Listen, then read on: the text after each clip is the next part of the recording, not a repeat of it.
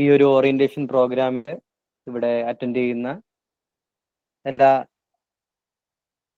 കുട്ടികൾക്കും അതുപോലെ അധ്യാപകർക്കും കൂടാതെ നമ്മുടെ കഴിഞ്ഞ ബാച്ചിലൂടെ സ്റ്റാറ്റിസ്റ്റിക്കൽ അസിസ്റ്റന്റ് എന്ന ജോലി ഉയർന്ന റാങ്കോടുകൂടി നേടുകയും തുടർന്ന് ഇന്നാളുകളിൽ ഗവൺമെന്റ് സർവീസിൽ ജോലി ചെയ്യുകയും ചെയ്യുന്ന വിദ്യാർത്ഥികൾ എല്ലാവർക്കും IMS ഇൻസ്റ്റിറ്റ്യൂട്ടിന്റെ ഒരുപാട് സ്നേഹം.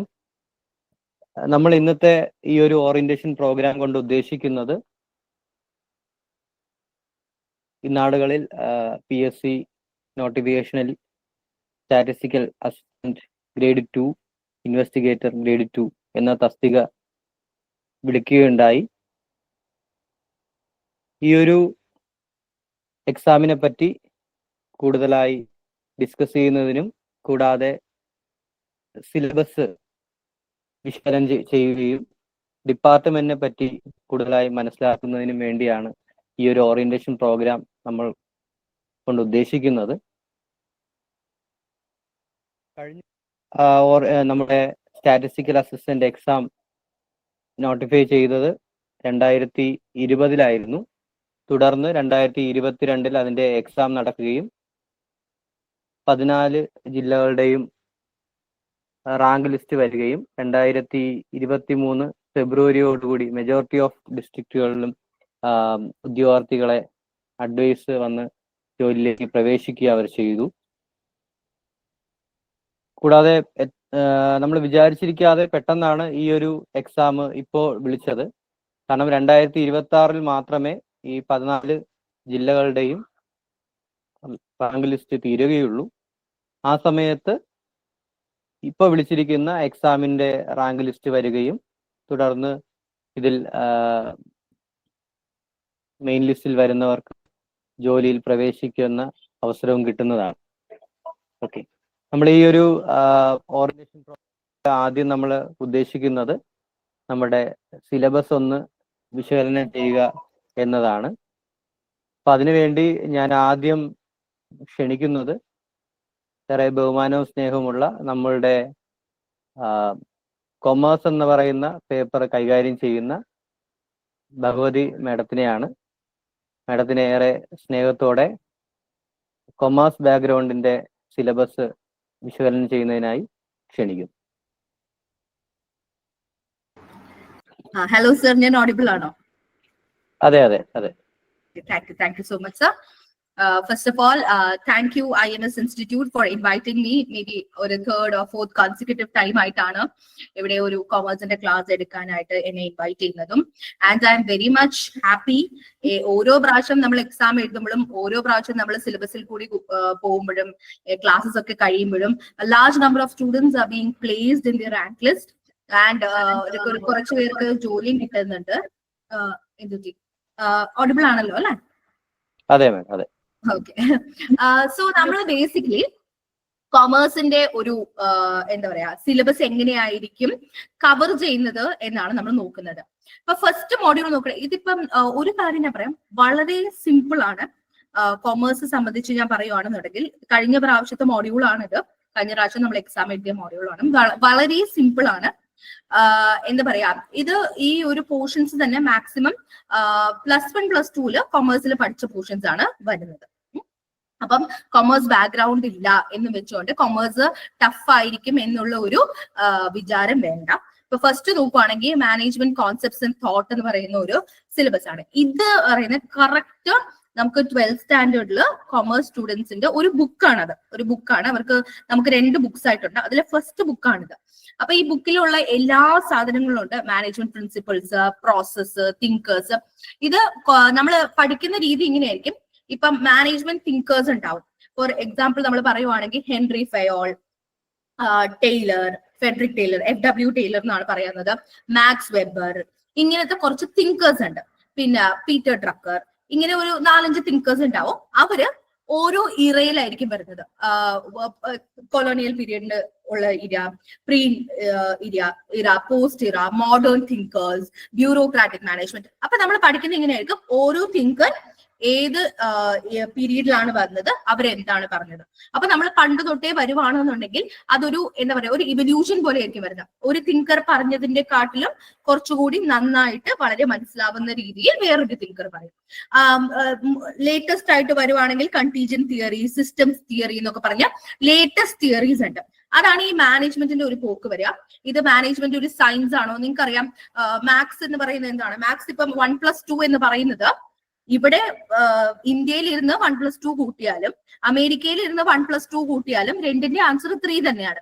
ഇതാണ് സയൻസ്. ആർട്ട് എന്ന് പറയുന്നത് എന്താണ്? നമ്മള് ഇന്ത്യയിൽ ഇരുന്ന് ഒരാൾ ഒരു പടം വരയ്ക്കും. ഞാനിപ്പോ ഒരു പൂ വരയ്ക്കൂ എന്ന് പറയുന്നത് ഇന്ത്യയിലുള്ള ഒരാൾ പൂ വരയ്ക്കുന്നതും അമേരിക്കയിലുള്ള ഒരു പൂ വരയ്ക്കുന്നതും ഡിഫറെന്റ് ആണ്. It's an art.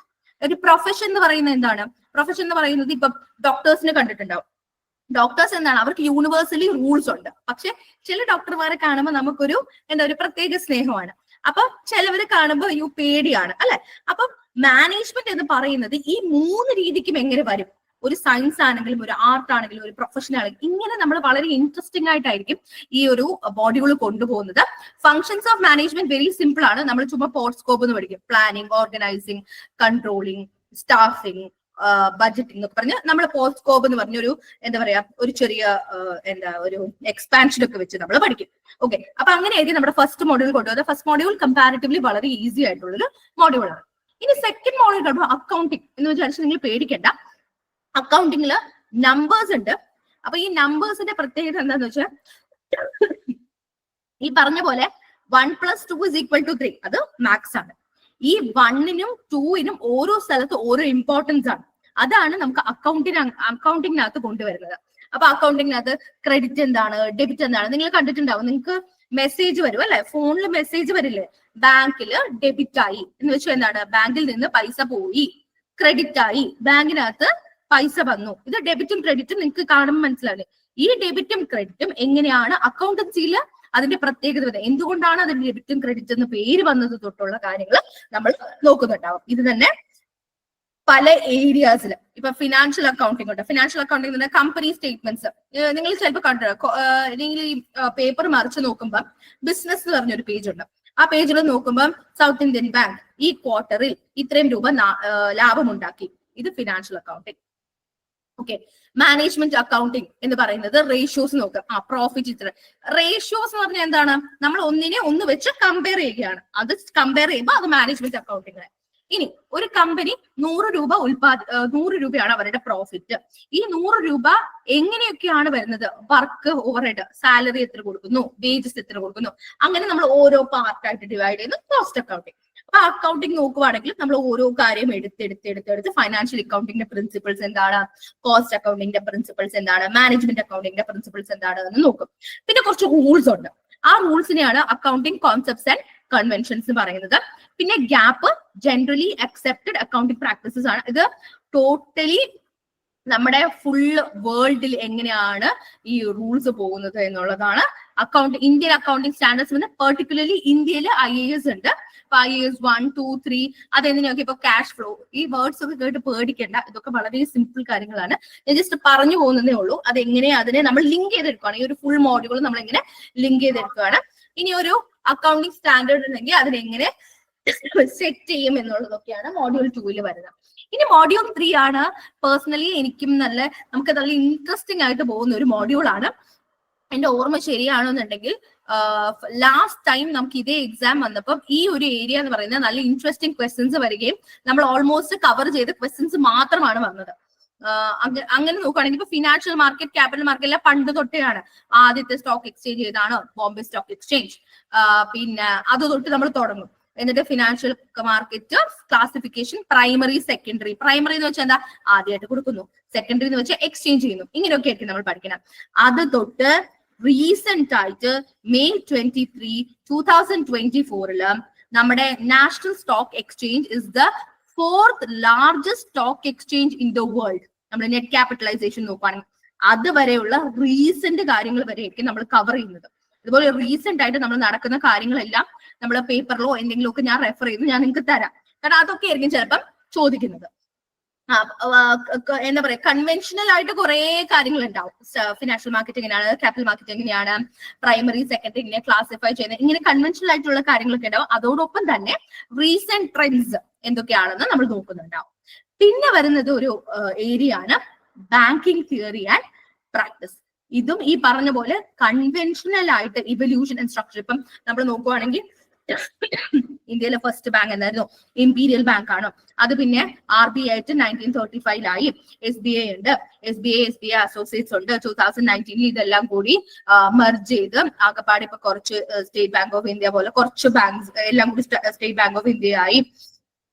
പിന്നെ എന്തൊക്കെ ടൈപ്സ് ഓഫ് ബാങ്ക്സ് ആണുള്ളത് നമുക്ക് അറിയാവുന്നത്. പബ്ലിക് സെക്ടർ ബാങ്ക് എങ്ങനെ നമ്മൾ ക്ലാസിഫൈ ചെയ്യും? Public sector state bank of India, union bank of India, Canara bank, bank of India, ഇതുപോലത്തെ കുറച്ച് ബാങ്ക്സിനെ പബ്ലിക് എന്നും ചിലതിനെ private sector, federal bank, south Indian bank, ഇതുപോലത്തെ ബാങ്കുകളൊക്കെ private sector bank.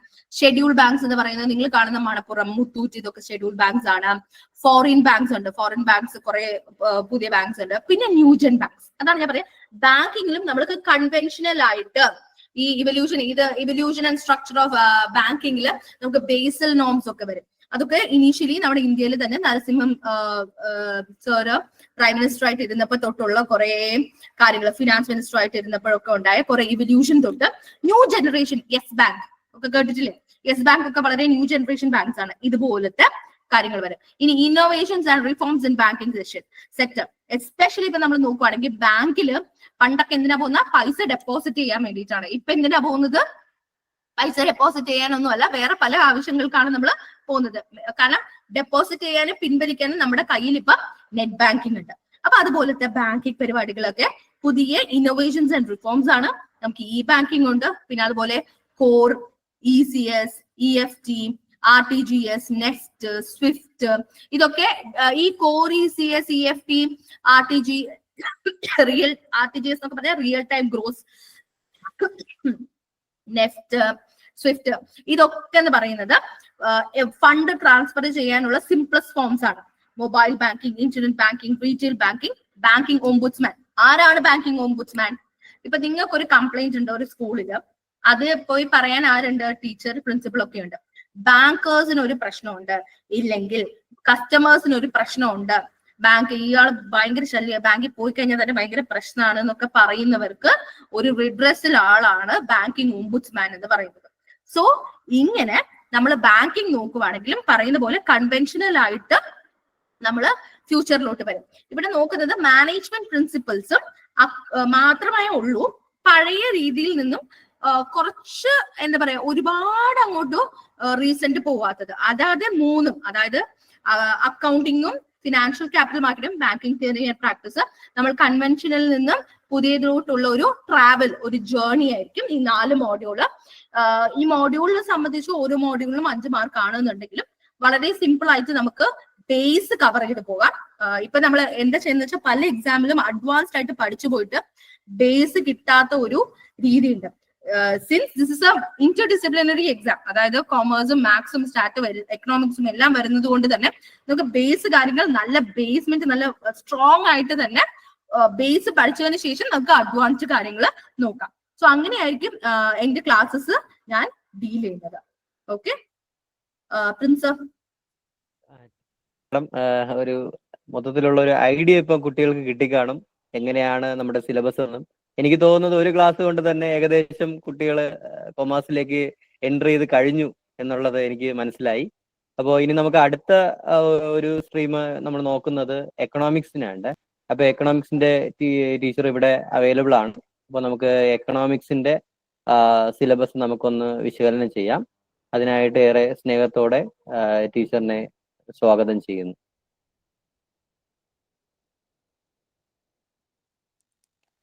Thank you sir. I M Saranya. അപ്പോ കഴിഞ്ഞ സെക്ഷനിൽ ഞാൻ ക്ലാസ് എടുത്തിരുന്നു. വീണ്ടും എനിക്കൊരു അവസരം തന്നതിൽ താങ്ക് യു. അപ്പോൾ കഴിഞ്ഞ പ്രാവശ്യത്തിന് സിലബസിനേക്കാളും കുറച്ചും കൂടി എക്സ്റ്റെൻസീവ് ആയിട്ടുള്ള സിലബസ് ആണ് നമ്മുടെ ഇക്കണോമിക്സിന്റെ പാർട്ടിൽ നിന്ന് വരുന്നത്. പലരും സിലബസ് കണ്ടു കാണുമായിരിക്കും. മൊത്തം നമുക്ക് 5 മൊഡ്യൂൾസ് ആണ് ഈ സിലബസിൽ ഉള്ളത്. 5 മൊഡ്യൂള് 5 ഡിഫറെന്റ് എക്കണോമിക്സിലെ 5 ഡിഫറെന്റ് ഏരിയയിൽ നിന്നുമാണ് സിലബസ് സെറ്റ് ചെയ്തിരിക്കുന്നത്. ഫസ്റ്റ് സെക്ഷൻ എന്ന് പറയുന്നത് മൈക്രോ ഇക്കണോമിക് തിയറി.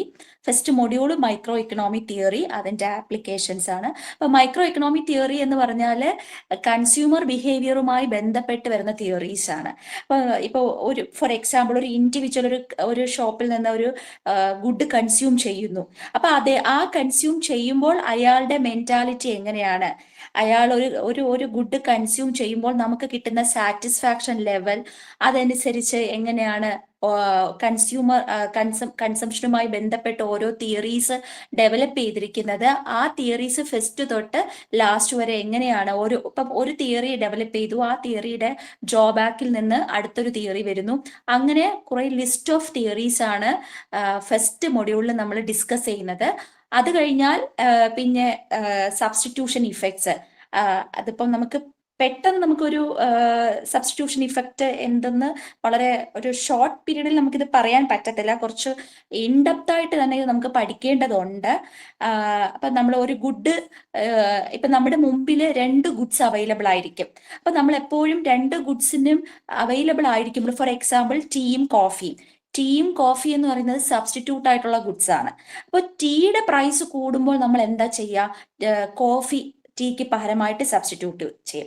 അതുപോലെ കോഫിയുടെ പ്രൈസ് കൂടുമ്പോൾ നമ്മൾ എന്താ ചെയ്യുക, ടീ നമ്മൾ കോഫിക്ക് പകരമായിട്ട് സബ്സ്റ്റിറ്റ്യൂട്ട് ചെയ്യും.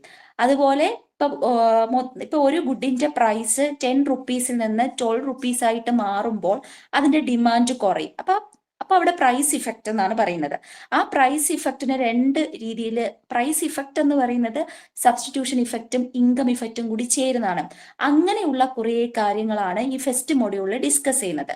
അതിൽ തന്നെ 3 സെക്ഷൻ ആണ് ആക്ച്വലി ഫസ്റ്റ് മൊഡ്യൂളിൽ വരുന്നത്. ആദ്യം നമ്മുടെ കൺസ്യൂമർ ബിഹേവിയറുമായി ബന്ധപ്പെട്ട് വരുന്ന കുറച്ച് തിയറീസ്, അത് കഴിഞ്ഞിട്ട് പ്രൊഡക്ഷന്റെ പാർട്ടാണ് ഡിസ്കസ് ചെയ്യുന്നത്. അപ്പൊ പ്രൊഡക്ഷനുമായി ബന്ധപ്പെട്ട് വരുന്ന പ്രൊഡക്ഷൻ ഉണ്ടാകുന്ന കോസ്റ്റ്, അപ്പൊ കോസ്റ്റുമായി ബന്ധപ്പെട്ട് വരുന്ന കുറച്ച് ആസ്പെക്ട്സ്. അത് കഴിഞ്ഞ ശേഷം ഫസ്റ്റ് മൊഡ്യൂളിൽ മാർക്കറ്റ് സ്ട്രക്ചർ ആണ്. ഒരു ഇക്കോണമിയിൽ different types of market structure ഉണ്ട്. ഏറ്റവും പ്രിമിറ്റീവ് ഫോം തൊട്ട് ഏറ്റവും ലേറ്റസ്റ്റ് ആയിട്ട് എക്സിസ്റ്റ് ചെയ്യുന്ന മാർക്കറ്റ് സ്ട്രക്ചർ, ഓരോ സ്കൂൾസ് ഓഫ് തോട്ടും ഡിഫറെന്റ് മാർക്കറ്റ് സ്ട്രക്ചർ ആണ് ബിലീവ് ചെയ്തിരുന്നത്. അങ്ങനെ പോകുന്ന ഒരു സെക്ഷൻ. പിന്നെ അത് കഴിഞ്ഞിട്ട് നമുക്ക് വരുന്നത് ഡിസ്ട്രിബ്യൂഷൻ ആണ്. അപ്പൊ പലതരത്തിലുള്ള ഡിസ്ട്രിബ്യൂഷൻ തിയറീസ്. ഇങ്ങനെയാണ് ഫസ്റ്റ് മൊഡ്യൂള് ഡിസൈൻ ചെയ്തിരിക്കുന്നത്.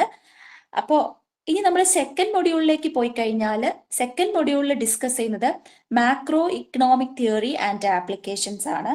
അപ്പോൾ ഇതിൽ നമ്മൾ നോക്കുന്നത് ഏതൊരു ഇക്കോണമിയുടെയും ഏറ്റവും ബേസിക് ആയിട്ടുള്ള ഒരു നെസസിറ്റി എന്ന് തന്നെ പറയുന്നത് നാഷണൽ ഇൻകം കാൽക്കുലേറ്റ് ചെയ്യുക, അത് എങ്ങനെ നമുക്ക് അക്കൗണ്ട് ചെയ്തെടുക്കാൻ പറ്റും, അങ്ങനെയുള്ള കാര്യങ്ങളാണ്. അപ്പൊ അതുമായി ബന്ധപ്പെട്ടിട്ടുള്ള കുറച്ച് കോൺസെപ്റ്റ്സ്. അതുപോലെ നമ്മുടെ ഇക്കണോമിക്സിന്റെ ഒരു എവല്യൂഷൻ നോക്കിക്കഴിഞ്ഞാൽ ഡിഫറെന്റ് സ്കൂൾസ് ഓഫ് തോട്ടുമായിട്ടാണ് ബന്ധപ്പെട്ടിരിക്കുന്നത്. അപ്പൊ ക്ലാസിക്കൽ തോട്ട്, കെയ്നീഷ്യൻ തോട്ട്, അതുപോലെ ഈ ക്ലാസിക്കലും കെയ്നീഷ്യൻ തോട്ടിനെയും കൂടി മെർജ് ചെയ്തിട്ട് വരുന്ന ISLM മോഡൽ എന്ന് പറയുന്നത് CISLM, I for investment, S for saving, LM എന്ന് പറയുന്നത് ഡിമാൻഡ് ഫോർ മണിയാണ്. ഒരു ഇക്കോണമിയിൽ നമ്മൾ നോക്കിക്കഴിഞ്ഞാൽ നമുക്ക് ഗുഡ് സെക്ടറും കാണും, മോണിറ്ററി സെക്ടറും കാണും. അപ്പൊ ഈ 2 സെക്ടേഴ്സിലും എങ്ങനെയാണ് ഒരുമിച്ച് ഇക്വിലിബ്രിയം ഡിറ്റർമൈൻ ചെയ്യുക. അത് കഴിഞ്ഞിട്ട് ISLM എന്ന് പറയുമ്പോൾ ആദ്യം നമ്മൾ നോക്കുന്നത്, ഈ സിലബസ് പ്രകാരം ആദ്യം ഡിസ്കസ് ചെയ്യുന്നത് ഒരു 2 സെക്ടർ ഇക്കോണമി, പിന്നെ അതിലേക്ക് ഗവൺമെന്റ് വരുന്നു, അപ്പൊ അത് 3 സെക്ടർ ആകും. പിന്നെ അതിലേക്ക് ഓപ്പൺ ഇക്കോണമി, അതായത് ഫോറിൻ സെക്ടർ വരും, അപ്പൊ അത് 4 സെക്ടർ മോഡലാകും. പിന്നെ ആ 4 സെക്ടർ മോഡലിലേക്ക് ക്യാപിറ്റൽ ഇൻഫ്ലോയും ക്യാപിറ്റൽ ഔട്ട്ഫ്ലോയും വരും. അത് പറയുന്നത് മുണ്ടേൽ ഫ്ലെമിംഗ് മോഡലിലാണ്. അങ്ങനെ കുറച്ച് കാര്യങ്ങൾ. അത് കഴിഞ്ഞിട്ട് മാക്രോ ഇക്കണോമിക്സിന്റെ കുറച്ച് ബിഹേവിയറൽ ഫൗണ്ടേഷൻസ് ആണ് ഡിസ്കസ് ചെയ്യുന്നത്. അതുപോലെ നമ്മൾ മൈക്രോയില് ഒരു കൺസംഷൻ സ്ഫിയറിൽ നമ്മൾ പഠിച്ചെങ്കിൽ, ഈ മാക്രോ ഇക്കണോമിക്സിൽ കുറച്ച് കൺസംഷൻ തിയറീസ് നമുക്ക് അറിഞ്ഞിരിക്കണം. അപ്പൊ ഡിഫറെന്റ് കൺസംഷൻ തിയറീസ് ഉണ്ട്. Permanent income consumption, relative income hypothesis, പിന്നെ അതുപോലെ കെയ്ൻസിന്റെ സൈക്കോളജിക്കൽ ലോ ഓഫ് കൺസംഷൻ, അങ്ങനെ ഡിഫറെന്റ് കൺസംഷൻ തിയറി ഉണ്ട്. അത് ഈ സിലബസിൽ പറയുന്നില്ലെങ്കിൽ അതാണ് ഈ consumption puzzle, absolute, relative, permanent, life cycle hypothesis of consumption, അങ്ങനെ വളരെ ഇൻട്രസ്റ്റിംഗ് ആയിട്ടുള്ള കൺസംഷൻ തിയറീസ് ഒക്കെ നമ്മൾ ഈ സിലബസിൽ കൂടി പഠിക്കും. അത് കഴിഞ്ഞ ശേഷം ഈ സെക്കൻഡ് മൊഡ്യൂളിൽ തന്നെ രണ്ടാമത്തെ സെഗ്മെന്റിൽ വരുന്നത് ബിസിനസ് സൈക്കിൾ ആണ്. ബിസിനസ് സൈക്കിൾ എന്ന് പറഞ്ഞാൽ ഇപ്പോൾ ഒരു ഇക്കോണമിയെ നമ്മൾ എടുത്താൽ ഒരു ഇക്കോണമി 4 ഫേസസിൽ കൂടിയായിരിക്കും പാസ് ചെയ്ത് പോകുന്നത്. ഇപ്പം ആദ്യം വളരെ ബൂം സ്റ്റേജിലാണെങ്കിൽ പിന്നെ ആ ബൂമിനെ തുടർന്ന് ഒരു റിസഷൻ ഉണ്ടാകും. റിസഷൻ വന്നു കഴിഞ്ഞാൽ ആ റിസഷന്റെ എൻഡ് എന്ന് പറയുന്നത് ഡിപ്രഷൻ ആണ്.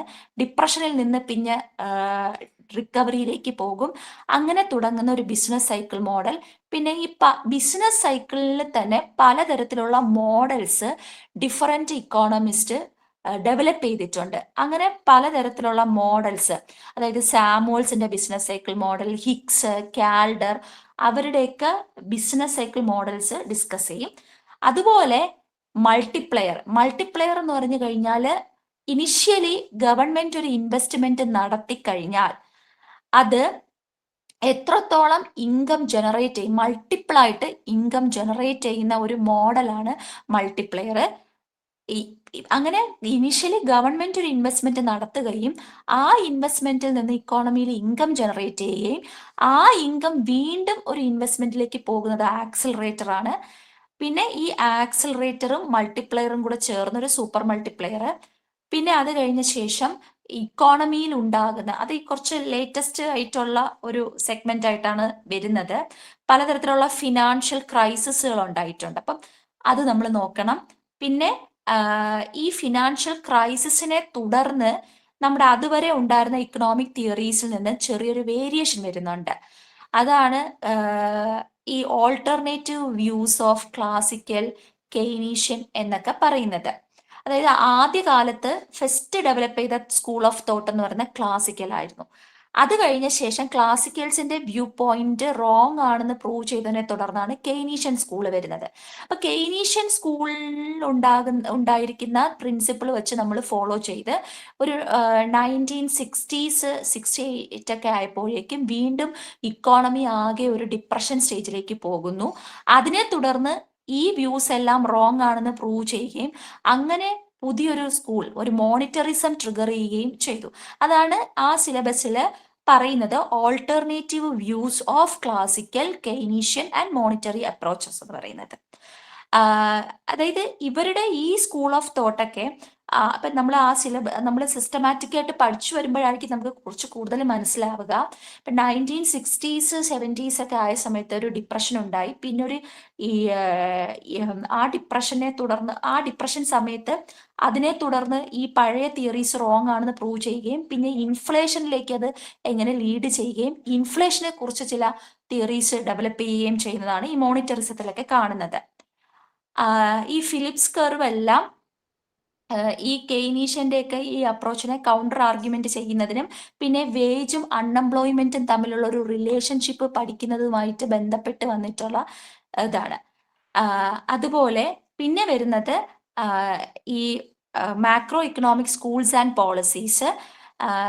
നമ്മൾ നേരത്തെ പറഞ്ഞ കാര്യങ്ങൾ ഒന്നും കൂടി ഒരു ഓവർലാപ്പിംഗ് പോലെയാ ഈ രണ്ടാമത്തെ സെഗ്മെന്റിൽ വരുന്നത്.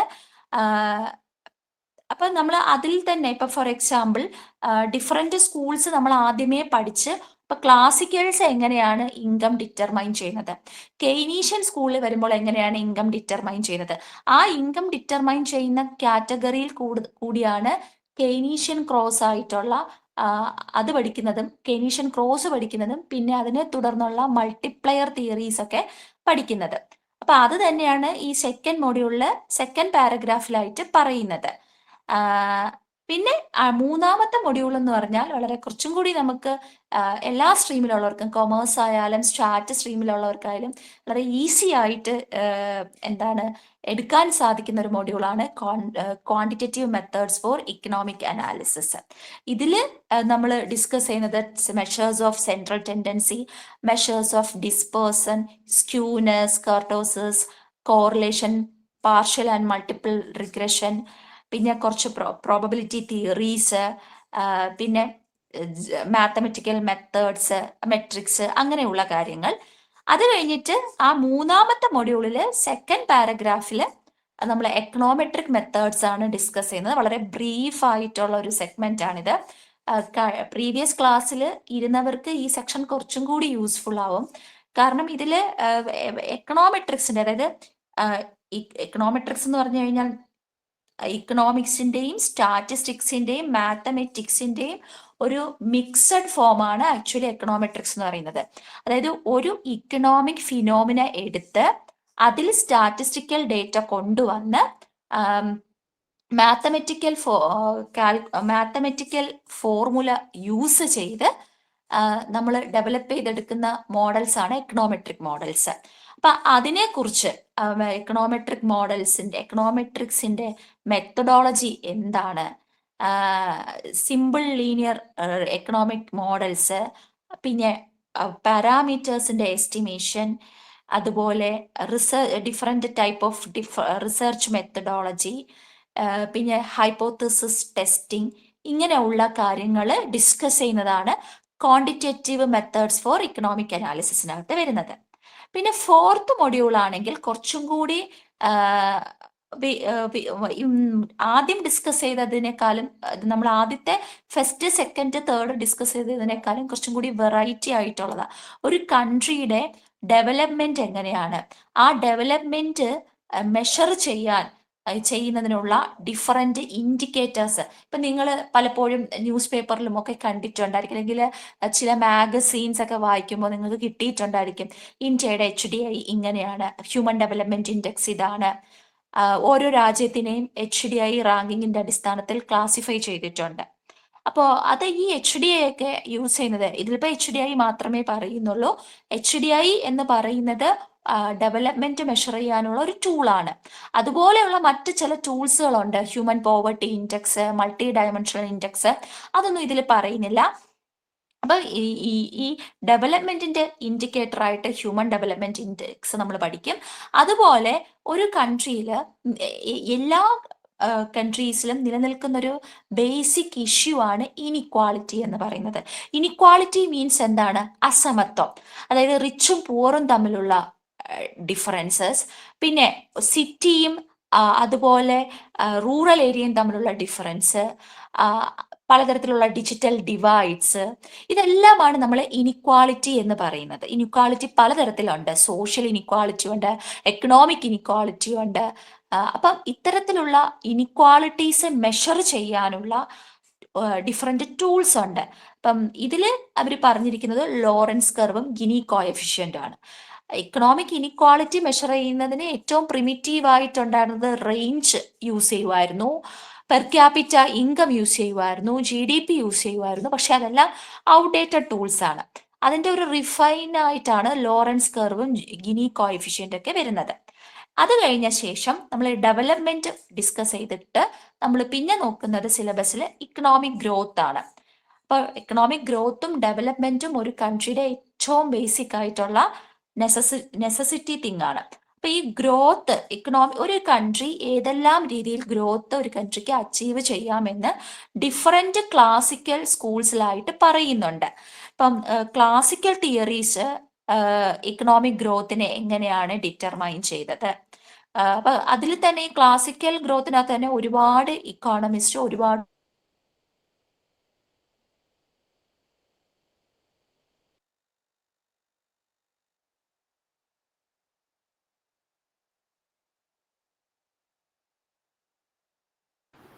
ടീച്ചർ മൈക്ക് ഓഫ് ആണ് ടീച്ചർ.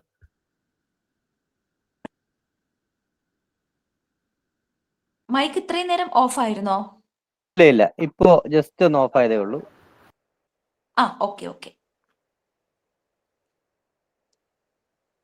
ഓക്കെ, അപ്പം ക്ലാസിക്കൽ വ്യൂസിൽ വരുന്ന ഡിഫറെന്റ്, അതായത് ഇക്കണോമിക് ഗ്രോത്തിനെ എങ്ങനെ ഡിഫൈൻ ചെയ്യാൻ, ആ ഗ്രോത്തിനെ പറ്റി പറഞ്ഞ ഇത് കുറച്ച് തിയറട്ടിക്കൽ പാർട്ടാണ്.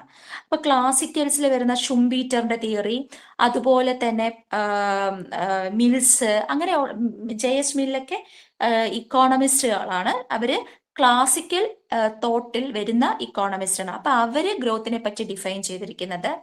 അത് കഴിഞ്ഞ ശേഷം കെയ്നീഷ്യൻ വ്യൂ പോയിന്റിൽ ഉള്ള ഇക്കോണമിസ്റ്റുകൾ ഇക്കോണമിക്സ് എങ്ങനെയാണ് ഗ്രോത്തിനെ പറ്റി ഡിഫൈൻ ചെയ്തിരിക്കുന്നത്. പിന്നെ അതിനുശേഷം വരുന്ന ഡിഫറെന്റ് ആയിട്ടുള്ള ഇക്കോണമിസ്റ്റിന്റെ വ്യൂ പോയിന്റ്സ് ആണ് ഇതിൽ പറഞ്ഞിരിക്കുന്നത്. Lewis theory of development, Fei Ranis model, Rosenstein റോഡാന്റെ മോഡൽ, നർക്സ്, ലൂയിസ്, ഇവരുടെയൊക്കെ ഗ്രോത്ത് മോഡൽസ് നമ്മൾ ഇതാണ് ആക്ച്വലി സിലബസിൽ സ്പെസിഫിക് ആയിട്ട് പറയുന്നത്. പക്ഷെ അവര് അതിൽ തന്നെ ഇങ്ങനെ പറയുന്നുണ്ട്, ക്ലാസിക്കൽ തിയറീസ് എന്നും കൂടി പറയുന്നുണ്ട്. അപ്പൊ നമുക്ക് ജസ്റ്റ് ഒന്ന് ബ്രീഫ് ആയിട്ട് നമ്മൾ സ്മിത്തിന്റെയും റിക്കാർഡോയുടെയും ഷുംബീറ്ററിന്റെയും തിയറി നമ്മൾ അനലൈസ് ചെയ്തിരിക്കണം. അത് കഴിഞ്ഞ ശേഷം നമുക്ക് ആ മൊഡ്യൂൾ 4 തന്നെ സെക്കൻഡ് സെക്ഷൻ വരുന്നത് മണി ആൻഡ് ബാങ്കിങ് ആണ്. മണി ആൻഡ് ബാങ്കിങ്ങുമായി ബന്ധപ്പെട്ടിട്ടുള്ള ചില കോൺസെപ്റ്റുകളൊക്കെ നമുക്ക് പഠിക്കേണ്ടതുണ്ട്. അത് കഴിഞ്ഞിട്ട് ഇന്റർനാഷണൽ ട്രേഡുമായി ബന്ധപ്പെട്ടിട്ടുള്ള തിയറീസ് ആണ്. കൺട്രീസ് എന്തിനാണ് ഇന്റർനാഷണൽ ട്രേഡിൽ എൻഗേജ് ചെയ്യുന്നത്? ഇപ്പൊ നമുക്കറിയാം, നമ്മുടെ രാജ്യം ഗുഡ്സ് ഇമ്പോർട്ട് ചെയ്യാറുണ്ട്, ഗുഡ്സ് എക്സ്പോർട്ട് ചെയ്യാറുണ്ട്. ഇപ്പം എക്സ്പോർട്ടും ഇമ്പോർട്ടും ചേരുന്നതാണ് ട്രേഡ് എന്ന് പറയുന്നത്. അപ്പൊ ഇത്തരത്തിൽ കൺട്രീസ് ട്രേഡ് ചെയ്താൽ അവർക്ക് എന്താണ് കിട്ടുന്ന ബെനഫിറ്റ്, അവരുടെ ഗെയിൻസ് എന്താണ്, ട്രേഡിന്റെ ബേസിസ് എന്താണ്, ട്രേഡ് നടത്തുന്നതുമായി ബന്ധപ്പെട്ടിട്ടുള്ള ഡിഫറെന്റ് തിയറീസ് ക്ലാസിക്കൽസ് മുതൽ ഡെവലപ്പ് ചെയ്തിട്ടുണ്ട്. അപ്പൊ ഓരോ പ്രധാനപ്പെട്ട തിയറീസും നമ്മൾ ഇന്റർനാഷണൽ ട്രേഡിൽ പഠിക്കും. ആദ്യം സ്മിത്ത്, റിക്കാർഡോ, ഇവരുടെ classical theories of international trade. ഇപ്പൊ സ്മിത്തിന്റെ തിയറി എന്ന് പറയുന്നത് അബ്സല്യൂട്ട് കോസ്റ്റ് അഡ്വാൻറ്റേജ് തിയറിയാണ്. റിക്കാർഡോയുടെ ട്രേഡ് തിയറി എന്ന് പറയുമ്പോൾ കമ്പാരറ്റീവ് കോസ്റ്റ് അഡ്വാൻറ്റേജ് തിയറിയാണ്. അപ്പൊ ഈ ആഡം സ്മിത്ത് ഡെവലപ്പ് ചെയ്ത അബ്സല്യൂട്ട് കോസ്റ്റ് അഡ്വാൻറ്റേജ് തിയറിയെ ക്രിട്ടിസൈസ് ചെയ്യാണ് റിക്കാർഡോയുടെ തിയറി വരുന്നത്. അത് കഴിഞ്ഞിട്ട് കുറച്ച് മോഡേൺ ആയിട്ടുള്ള തിയറീസ് ഉണ്ട്. മോഡേൺ തിയറീസ് ആണ് ഹെക്ഷർ ഓളിൻ തിയറം. അത് ഈ റിക്കാർഡോയുടെയും സ്മിത്തിന്റെയും തിയറിയിൽ നിന്നും അതിന്റെ ക്രിറ്റിസിസം ഉൾക്കൊണ്ട് ഈ കുറച്ച് ഗ്രൂപ്പ് ഓഫ് തിയറീസ് വന്നു. അതിൽ നിന്നും വന്നിട്ടുള്ള ഒരു തിയറിയാണ് ഹെക്ഷർ ഓളിൻ തിയറി. ഈ ഹെക്ഷർ ഓളിൻ എന്ന് പറയുന്ന 2 ഇക്കോണമിസ്റ്റ് ആണ്, സ്വീഡിഷ് ഇക്കോണമിസ്റ്റ് ആണ്. എലി ഹെക്ഷർ ആൻഡ് ബെർട്ടിൽ ഓളിൻ എന്നാണ് പറയുന്നത്. അവർ ഡെവലപ്പ് ചെയ്ത തിയറിയാണ് ഹെക്ഷർ ഓളിൻ തിയറി എന്ന് പറയുന്നത്. അതിനെ നമ്മൾ modern theory of international trade എന്നും പറയും. അത് കഴിഞ്ഞിട്ട് കുറച്ച് ബാലൻസ് ഓഫ് പേയ്മെന്റുമായി ബന്ധപ്പെട്ടിട്ടുള്ള ചില കോൺസെപ്റ്റുകളെല്ലാം ഡിസ്കസ് ചെയ്യും. പിന്നെ ഇക്കണോമിക് ഇന്റഗ്രേഷൻ എന്ന് പറഞ്ഞാൽ നിങ്ങൾക്കറിയാം പലതരത്തിലുള്ള, അതായത് ഇപ്പൊ സാർക്ക്, ആസിയാൻ, ഇതെല്ലാം പല ഫോംസ് ഓഫ് ഇക്കണോമിക് ഇന്റഗ്രേഷൻ ആണ്. അപ്പൊ ഇതിൽ നമ്മളിപ്പോ കസ്റ്റം യൂണിയൻസ് പഠിക്കും. അതുപോലെ ഓഡിബിൾ അല്ലേ? ഓഡിബിൾ അല്ലേ? അതെ ടീച്ചർ, അതെ ടീച്ചർ, അതെ. ഓക്കെ. അതുപോലെ ഈ കസ്റ്റം യൂണിയൻ, അങ്ങനെ ഇക്കണോമിക് യൂണിയൻ, അങ്ങനെയുള്ള പല types of economic integration discuss ചെയ്യും. പിന്നെ ഇതുമായി ബന്ധപ്പെട്ടിട്ടുള്ള ചില റീസെന്റ് ഡെവലപ്മെന്റ്സ് എന്ന് അവർ ഉദ്ദേശിക്കുന്നത് എന്തായാലും നമ്മുടെ ബ്രെക്സിറ്റ്, അതുപോലെ അതായത് യൂറോപ്യൻ യൂണിയൻ ഒക്കെ ഒരു ഫോം ഓഫ് ഇക്കണോമിക് ഇന്റഗ്രേഷൻ ആണ്. അപ്പൊ ബ്രിട്ടൻ യൂറോപ്യൻ യൂണിയനിൽ നിന്ന് എക്സിറ്റ് ആയി പോയിട്ടുണ്ട്. അതുപോലെ ഇപ്പോൾ നടക്കുന്ന ചില റഷ്യ ഉക്രൈൻ വാർ, ഇതെല്ലാം ആക്ച്വലി ഈ ഇന്റർനാഷണൽ റിലേഷൻസുമായി ബന്ധപ്പെട്ടിട്ടുള്ളത്. അപ്പൊ അങ്ങനത്തെ കുറച്ച് കാര്യങ്ങളൊക്കെ നമുക്ക് ഡിസ്കസ് ചെയ്യേണ്ടതുണ്ട്. സിലബസ് പഠിക്കുക, പക്ഷെ ഈ സിലബസ് കുറച്ചും കൂടി ട്രിക്കിയാണ്. കാരണം ഇതിനകത്ത് തിയറീസ്, ഇവർ ക്ലാസിക്കൽ ഗ്രോത്ത് തിയറീസ് എന്ന് പറയുമ്പോൾ ഇതിൽ ഇങ്ങനെ പേരെടുത്ത് പറയാത്ത തിയറീസ് കൂടി നമുക്ക് ഇതിനകത്ത് പഠിക്കേണ്ടതുണ്ട്. അടുത്തത് മൊഡ്യൂൾ 5. മൊഡ്യൂൾ 5-ല് നമുക്ക് എല്ലാവർക്കും വളരെ ഫെമിലിയർ ആയിട്ടുള്ള കോൺസെപ്റ്റ് ആണ്. ഇന്ത്യയുടെ ഡെവലപ്മെന്റ് എക്സ്പീരിയൻസും കേരളയുടെ ഡെവലപ്മെന്റ് എക്സ്പീരിയൻസും ആണ്. അതായത് ഇന്ത്യൻ ഇക്കോണമിയുടെ ഗ്രോത്ത് ആൻഡ് സ്ട്രക്ചറൽ ചേഞ്ചസ്, അതുപോലെ GDP, എംപ്ലോയ്മെന്റ്, ഇതിൽ വരുന്ന ചേഞ്ചസ്, പിന്നെ ഇന്ത്യയുടെ ഡെമോഗ്രഫിക് ഫീച്ചേഴ്സ് എന്ന് പറഞ്ഞു കഴിഞ്ഞാൽ ഇന്ത്യയുടെ population growth, infant mortality, life expectancy, sex ratio, അങ്ങനെ പറയുന്ന കുറേ ഡേറ്റ നമുക്ക് പഠിക്കേണ്ടതുണ്ട്. ലിറ്ററസി റേറ്റ് എത്രയാണ്, ഫീമെയിൽ ലിറ്ററസി റേറ്റ് എത്രയാണ്, മെയിലിൻ്റെ ലിറ്ററസി റേറ്റ് എത്രയാണ്, അത് ഇന്ത്യയിൽ എത്രയാണ്, കേരളത്തിൽ എത്രയാണ്, ലൈഫ് എക്സ്പെക്റ്റൻസി കൂടുതലായിട്ടുള്ള ഇന്ത്യൻ സ്റ്റേറ്റ്, അതുപോലെ ലിറ്ററസി റേറ്റ് കൂടുതലുള്ള ഇന്ത്യൻ സ്റ്റേറ്റ്, നാഷണൽ ആവറേജും കേരളവും വെച്ചിട്ടുള്ള കമ്പാരിസൺ, ഇതെല്ലാം നമ്മൾ ഈ മൊഡ്യൂളിൽ ഡിസ്കസ് ചെയ്യും. അതിനോടൊപ്പം തന്നെ ഇന്ത്യയുടെ ഇക്കണോമിക് പ്ലാനിങ്ങുമായി ബന്ധപ്പെട്ടിട്ടുള്ള എല്ലാ തരത്തിലുള്ള ഇക്കണോമിക് പ്ലാനിങ്ങുമായി ബന്ധപ്പെട്ട് ആദ്യം വരുന്നത് 5 ഇയർ പ്ലാൻ ആണ്. അപ്പം പ്ലാനിംഗ് കമ്മീഷനാണ്. 5 ഇയർ പ്ലാൻ ഇംപ്ലിമെന്റ് ചെയ്യുന്നത് പ്ലാനിംഗ് കമ്മീഷനാണ്. അത് കഴിഞ്ഞ ശേഷം അതിനെ റീപ്ലേസ് ചെയ്ത് വന്ന ഒരു തിങ്ക് ടാങ്ക് പോളിസിയാണ് നീതി ആയോഗ്. പിന്നെ അതുപോലെ പിന്നെ വരുന്ന ഇന്ത്യയിലെ പലതരത്തിലുള്ള ഇക്കണോമിക് റിഫോംസ് എന്ന് പറഞ്ഞാൽ 1991 ഇന്ത്യ ഇൻട്രൊഡ്യൂസ് ചെയ്ത ഇക്കണോമിക് റിഫോംസ് ഉണ്ട്. അതിൽ തന്നെ ന്യൂ ഇൻഡസ്ട്രിയൽ പോളിസി ഉണ്ട്, ലിബറലൈസേഷൻ, പ്രൈവറ്റൈസേഷൻ, ഗ്ലോബലൈസേഷൻ, പിന്നെ exchange rate policies, Exim policies, അങ്ങനെയുള്ള പല കാര്യങ്ങൾ, ബാങ്കിങ് സെക്ടറിൽ കൊണ്ടുവന്നിട്ടുള്ള റിഫോംസ്, ഇതെല്ലാം ഈ ഇക്കണോമിക് റിഫോംസിന്റെ അണ്ടറിൽ നമ്മൾ ഡിസ്കസ് ചെയ്യേണ്ടതുണ്ട്. പിന്നെ റീസെന്റ് ആയിട്ട് ഇപ്പൊ കൊണ്ടുവരുന്ന പല ഡെവലപ്മെന്റൽ സ്കീംസും അനലൈസ് ചെയ്യേണ്ടതുണ്ട്. പിന്നെ ഇന്ത്യയുടെ agriculture, industry, trade and infrastructure, അതുപോലെ പ്രൈസ് മൂവ്മെന്റ്സ്, അതായത് ഇന്ത്യയിൽ നമ്മൾ നേരിടുന്ന അഗ്രികൾച്ചർ സെക്ടറിലും ഇൻഡസ്ട്രിയൽ സെക്ടറിലും ട്രേഡ് സെക്ടറിലും നേരിടുന്ന പലതരത്തിലുള്ള ഇഷ്യൂസ്, അതിനെ റിഫൈൻ ചെയ്യാനും ഡെവലപ്പ് ചെയ്യാനും ആവശ്യമായിട്ടുള്ള പോളിസീസ്, ഇതെല്ലാമാണ് നമ്മൾ ഈ മൊഡ്യൂളിൽ ഡിസ്കസ് ചെയ്യുന്നത്. അതിനോടൊപ്പം ഇന്ത്യയുടെ മോണിറ്ററി ഫിസ്ക്കൽ പോളിസീസ്, ആ മോണിറ്ററി ഫിസ്ക്കൽ പോളിസിയിൽ വരുന്ന റിഫോംസ്. മോണിറ്ററി ഫിസ്ക്കൽ പോളിസി എന്ന് പറഞ്ഞാൽ മോണിറ്ററി പോളിസി നമ്മുടെ സെൻട്രൽ ബാങ്ക് ഇൻട്രൊഡ്യൂസ് ചെയ്യുന്നതാണ്. സെൻട്രൽ ബാങ്ക് ഈ ഒരു ഇക്കോണമിയിലെ മണി സപ്ലൈ കൺട്രോൾ ചെയ്യുന്നതുമായിട്ട് ബന്ധപ്പെട്ടിട്ട് ഉള്ള ടൂൾസും ഇൻസ്ട്രുമെന്റ്സും എല്ലാം അടങ്ങുന്നതാണ് മോണിറ്ററി പോളിസി. അതുപോലെ ഫിസ്ക്കൽ പോളിസി എന്ന് പറഞ്ഞാൽ ഒരു ഇക്കോണമിയുടെ പ്രൈസ് സ്റ്റെബിലിറ്റി, അതൊരു ഇക്കോണമിയെ സ്റ്റെബിലൈസ് ചെയ്യാനായിട്ട് കൊണ്ടുവരുന്ന പോളിസീസ് ആണ്, ഗവൺമെന്റ് ഇൻട്രൊഡ്യൂസ് ചെയ്യുന്നതാണ്. ഫിസ്ക്കൽ പോളിസി ആയാലും മോണിറ്ററി പോളിസി ആയാലും റിസഷൻ സമയത്ത് എക്സ്പാൻഷണറി മോണിറ്ററി പോളിസിയും എക്സ്പാൻഷണറി ഫിസ്ക്കൽ പോളിസിയാണ് ഇൻട്രൊഡ്യൂസ് ചെയ്യുക. അതുപോലെ ഒരു ഇക്കോണമി വളരെയധികം ബൂമിങ് സ്റ്റേജിലാകുമ്പോൾ കോൺട്രാക്ഷണറി മോണിറ്ററി പോളിസിയും കോൺട്രാക്ഷണറി ഫിസ്ക്കൽ പോളിസിയാണ് ഇൻട്രൊഡ്യൂസ് ചെയ്യുക. ഇവിടെ ഒരു രസമുള്ളതെന്ന് വെച്ചാൽ കാര്യമുള്ളതെന്ന് വെച്ചാൽ ഈ മോണിറ്ററി പോളിസിയും ഫിസ്ക്കൽ പോളിസിയും ഒക്കെ നമ്മൾ ISLM, നമ്മൾ നേരത്തെ പഠിച്ച മാക്രോ ഇക്കണോമിക് കോൺസെപ്റ്റിൽ ISLM മോഡലിലും ഇവ എങ്ങനെ വർക്കൗട്ട് ചെയ്യുമെന്ന് പഠിക്കേണ്ടതുണ്ട്. അങ്ങനെ പിന്നെ വരുന്നത് കേരളത്തിന്റെ ഡെവലപ്മെന്റ് എക്സ്പീരിയൻസ് ആണ്. കേരളത്തിൽ ഉണ്ടായിട്ടുള്ള പോവർട്ടി, അൺഎംപ്ലോയ്മെന്റ്, അതുപോലെ കേരളത്തിന്റെ സ്ട്രക്ചറൽ ചേഞ്ചസ്, ഇൻഡസ്ട്രി, സർവീസ് തുടങ്ങിയ കാര്യങ്ങളൊക്കെയാണ് ഈ മൊഡ്യൂൾ 5 പഠിക്കുന്നത്. അപ്പൊ ഇത്രയും കാര്യങ്ങൾ അടങ്ങുന്നതാണ് നമ്മുടെ ഇക്കണോമിക്സിലെ സിലബസ്. പക്ഷെ നമുക്ക് പലരും ഇക്കണോമിക് സ്ട്രീം അല്ലാത്തത് കൊണ്ട് ആദ്യം കുറച്ച് ബേസിക് കോൺസെപ്റ്റുകളെല്ലാം പഠിച്ചിട്ട് നമ്മളിത് ഡിസ്കസ് ചെയ്യും. പക്ഷെ പഠിക്കുമ്പോൾ നിങ്ങൾക്ക് വളരെയധികം ഇൻട്രസ്റ്റിംഗ് ആണ്. ഇതിലെ പല തിയറീസും വളരെയധികം നമ്മുടെ ഡേ ടു ഡേ ലൈഫുമായി ബന്ധപ്പെട്ടതും. ഇക്കണോമിക്സ് എന്ന് പറഞ്ഞാൽ കുറച്ചും കൂടി ഇക്കോണമി ഓറിയന്റഡ് ആണല്ലോ, അപ്പൊ നമുക്ക് ലിങ്ക് ചെയ്യാൻ പറ്റുന്നതാണ്. അപ്പോൾ നമുക്കിത് മറക്കാനുള്ള സാധ്യതയും വളരെ കുറവാണ്. അപ്പോൾ വളരെ നല്ലൊരു സിലബസ് ആണ്, പക്ഷെ അതിനോടൊപ്പം കുറച്ച് എക്സ്റ്റെൻസീവുമാണ്. Okay, thank you teacher. നമ്മളെ കുട്ടികളോട് പറഞ്ഞിരുന്നു, അതായത് നമ്മൾ പല സ്ട്രീമിൽ നിന്ന് വരുന്ന കുട്ടികളായതുകൊണ്ട് നമുക്ക് ഒരിക്കലും ഡയറക്റ്റ് ആയിട്ട് സിലബസിലേക്ക് പോകാൻ പറ്റില്ല. ടീച്ചർ പറഞ്ഞതുപോലെ തന്നെ ആദ്യം ബേസിക് ആയിട്ടുള്ള കുറെ കാര്യങ്ങൾ നമുക്ക് പഠിക്കേണ്ടതുണ്ട്.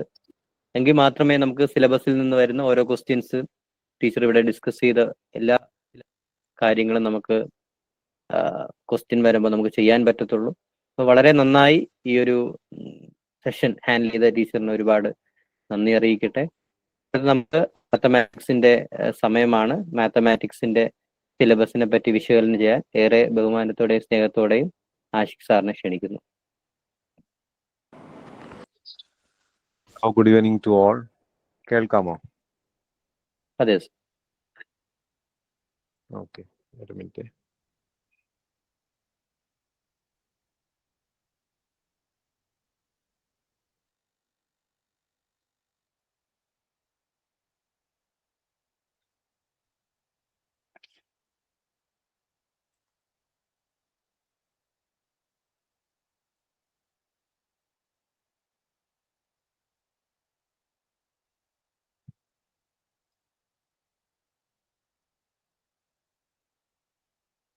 ഓക്കെ, സ്ക്രീൻ കാണാമെന്ന് വിചാരിക്കുന്നു. കാണാം സാർ. ഓക്കെയാണ് സാർ. ഓക്കെ. അപ്പൊ ഇതിൽ നമുക്ക് ഡിസ്കസ് ചെയ്യണത് 5 മൊഡ്യൂളാണ്. അപ്പോൾ സാറ് പറഞ്ഞെടുത്ത് തന്നെ തുടങ്ങാം. പിന്നെ നമ്മൾ ക്ലാസ് എടുക്കുന്നത് ഏറ്റവും ബേസിക് കാര്യങ്ങൾ തുടങ്ങിയിട്ട് ഒരു യു ജി പഠിക്കുന്ന പിള്ളേർ പഠിക്കുന്ന സിലബസ് വരെ ഈ മാത്തമാറ്റിക്സിൽ ഉൾപ്പെടുത്തിയിട്ടുണ്ട്. പക്ഷെ പ്രത്യേകം ശ്രദ്ധിക്കുക, എല്ലാം ഇല്ല. വളരെ സെലക്റ്റീവ് ആയിട്ടുള്ള കുറച്ച് ടോപ്പിക്സ് മാത്രമേ ഉള്ളൂ ഇതിലുള്ളൂ. 5 ടോപ്പിക്സ് വളരെ സെലക്റ്റീവായിട്ട് എടുത്ത യു ജി ഫൈനൽ ഇയർ വരെ പഠിക്കുന്ന വിദ്യാർത്ഥികൾ പഠിക്കുന്ന സിലബസ് ആണ് ഇതിൽ കൊടുത്തിരിക്കുന്നത്. പക്ഷെ നമ്മൾ ഏറ്റവും ബേസിക് മുതൽ നമ്മൾ എന്ത് ചെയ്യും, ക്ലാസ് തുടങ്ങും. പിന്നെ മാത്തമാറ്റിക്സ് പഠിക്കണം എന്നുണ്ടെങ്കിൽ നിങ്ങൾ ആദ്യം തന്നെ ഒരു ധാരണ നിങ്ങൾ പൂർണ്ണമായിട്ട് ഒഴിവാക്കണം. എന്താ ധാരണ? എനിക്ക് മാത്സ് പഠിക്കാൻ പറ്റൂല, എനിക്ക് മാത്സ് ടഫാണെന്നുള്ള ആ ധാരണ ഒഴിവാക്കിയിട്ടാണ് നിങ്ങൾ ഓരോ ക്ലാസ്സിലും ഇരിക്കുകയാണെന്നുണ്ടെങ്കിൽ ഞാൻ നിങ്ങൾക്ക് 100% ഉറപ്പ് തരാം, നിങ്ങൾക്ക് മാത്തമാറ്റിക്സിൽ 20 മാർക്സ് ആണ് ഇവർ പറയുന്നത്. 5 മൊഡ്യൂളിൽ 20 മാർക്ക്. ഈ 20 മാർക്സ് നിങ്ങൾക്ക് സ്കോർ ചെയ്യാം. ഒന്നേ നമ്മൾ ആവശ്യപ്പെട്ടുള്ളൂ, ഞാൻ മാത്തമാറ്റിക്സിൽ വീക്കാണ്, അതുകൊണ്ട് എനിക്ക് മാത്തമാറ്റിക്സ്, ഞാൻ 10ാം ക്ലാസ് വരെ മാത്തമാറ്റിക്സ് പ്രയാസമായതുകൊണ്ട് എനിക്കത് പറ്റത്തില്ല എന്നുള്ള ധാരണ ഒഴിവാക്കിയിട്ട് എനിക്ക് പറ്റും, ഫസ്റ്റ് ക്ലാസ് മുതൽ ലാസ്റ്റ് ക്ലാസ് വരെ മാത്തമാറ്റിക്സിൽ നിങ്ങൾ ഇരിക്കുകയാണെന്നുണ്ടെങ്കിൽ ഞാൻ നിങ്ങൾക്ക് ഉറപ്പ് തരാം, മുഴുവൻ മാർക്കും നിങ്ങൾക്ക് എന്ത് ചെയ്യാം, സ്കോർ ചെയ്യാം. മാത്തമാറ്റിക്സിന് ഒരു പ്രത്യേകതയും കൂടെ ഉണ്ട്. നിങ്ങൾ പഠിച്ചിടുന്നുണ്ടെങ്കിൽ നിങ്ങൾക്കത് ചെയ്യാൻ പറ്റും, പഠിച്ചില്ല എന്നുണ്ടെങ്കിൽ നിങ്ങൾക്ക് ചെയ്യാൻ പറ്റില്ല. 100% പഠിക്കുക പറഞ്ഞാൽ ഇപ്പോൾ മറ്റ് സിലബസുകളൊക്കെ വളരെ മൈന്യൂട്ട് ആയിട്ടുള്ള കാര്യങ്ങളെല്ലാം ചോദിക്കാൻ സാധ്യതയുണ്ട്. പക്ഷെ ഇതിലങ്ങനെ ചോദിക്കില്ല. നമ്മളെല്ലാം ടച്ച് ചെയ്ത് പോയ സാധനങ്ങൾ മാത്രമേ ചോദിക്കുള്ളൂ. പ്രോബ്ലത്തിന് മാത്രം അങ്ങോട്ടും ഇങ്ങോട്ടും മാറ്റം വരുത്തിയിട്ടുള്ളൂ. അപ്പൊ ഈ സിലബസിനെ കുറിച്ച് പറയാം. ഇതിൽ നമുക്ക് 5 മൊഡ്യൂളാണ് പറയുന്നത്. ഒന്നാമത്തെ മൊഡ്യൂൾ കാൽക്കുലസ് മൊഡ്യൂള്. ഇതിൽ ഡീപ്പായിട്ട് ഞാൻ പറഞ്ഞില്ല, വളരെ സിമ്പിളായിട്ട് കുറച്ച് കാര്യങ്ങൾ മാത്രം പറയാം. നമ്മൾ 8th മുതൽ പഠിക്കുന്ന കാര്യമാണ് സെറ്റ് എന്ന് പറയുന്നത്. ഇതിൽ സെറ്റിനെ കുറിച്ച് പറയും. പിന്നെ 2 സെറ്റ് എടുത്തു കഴിഞ്ഞാൽ ഒരു സെറ്റിൽ നിന്ന് മറ്റേ സെറ്റിലുള്ള റിലേഷനെ കുറിച്ച് പറയും. അതാണ് സെറ്റും തമ്മിലുള്ള ഒരു റിലേഷനെ കുറിച്ച് പറയും. ആ റിലേഷൻ ഒന്നും കൂടെ റെസ്ട്രിക്ട് ചെയ്തിട്ട് ഫംഗ്ഷനെ കുറിച്ച് പറയും. അതൊക്കെ നിങ്ങൾ ആലോചിക്കേണ്ട, വളരെ സിമ്പിൾ. ഇപ്പോൾ ഉദാഹരണത്തിന് ഫംഗ്ഷൻ, ഇപ്പോൾ ഒന്നാമത്തെ സ്റ്റേറ്റ്മെന്റ് എന്ന് പറയുന്നത് ഫംഗ്ഷൻ എന്നാണ്. അപ്പൊ ഫംഗ്ഷൻ എന്ന് പറയുമ്പോൾ നിങ്ങൾ പേടിക്കേണ്ട ആവശ്യമില്ല.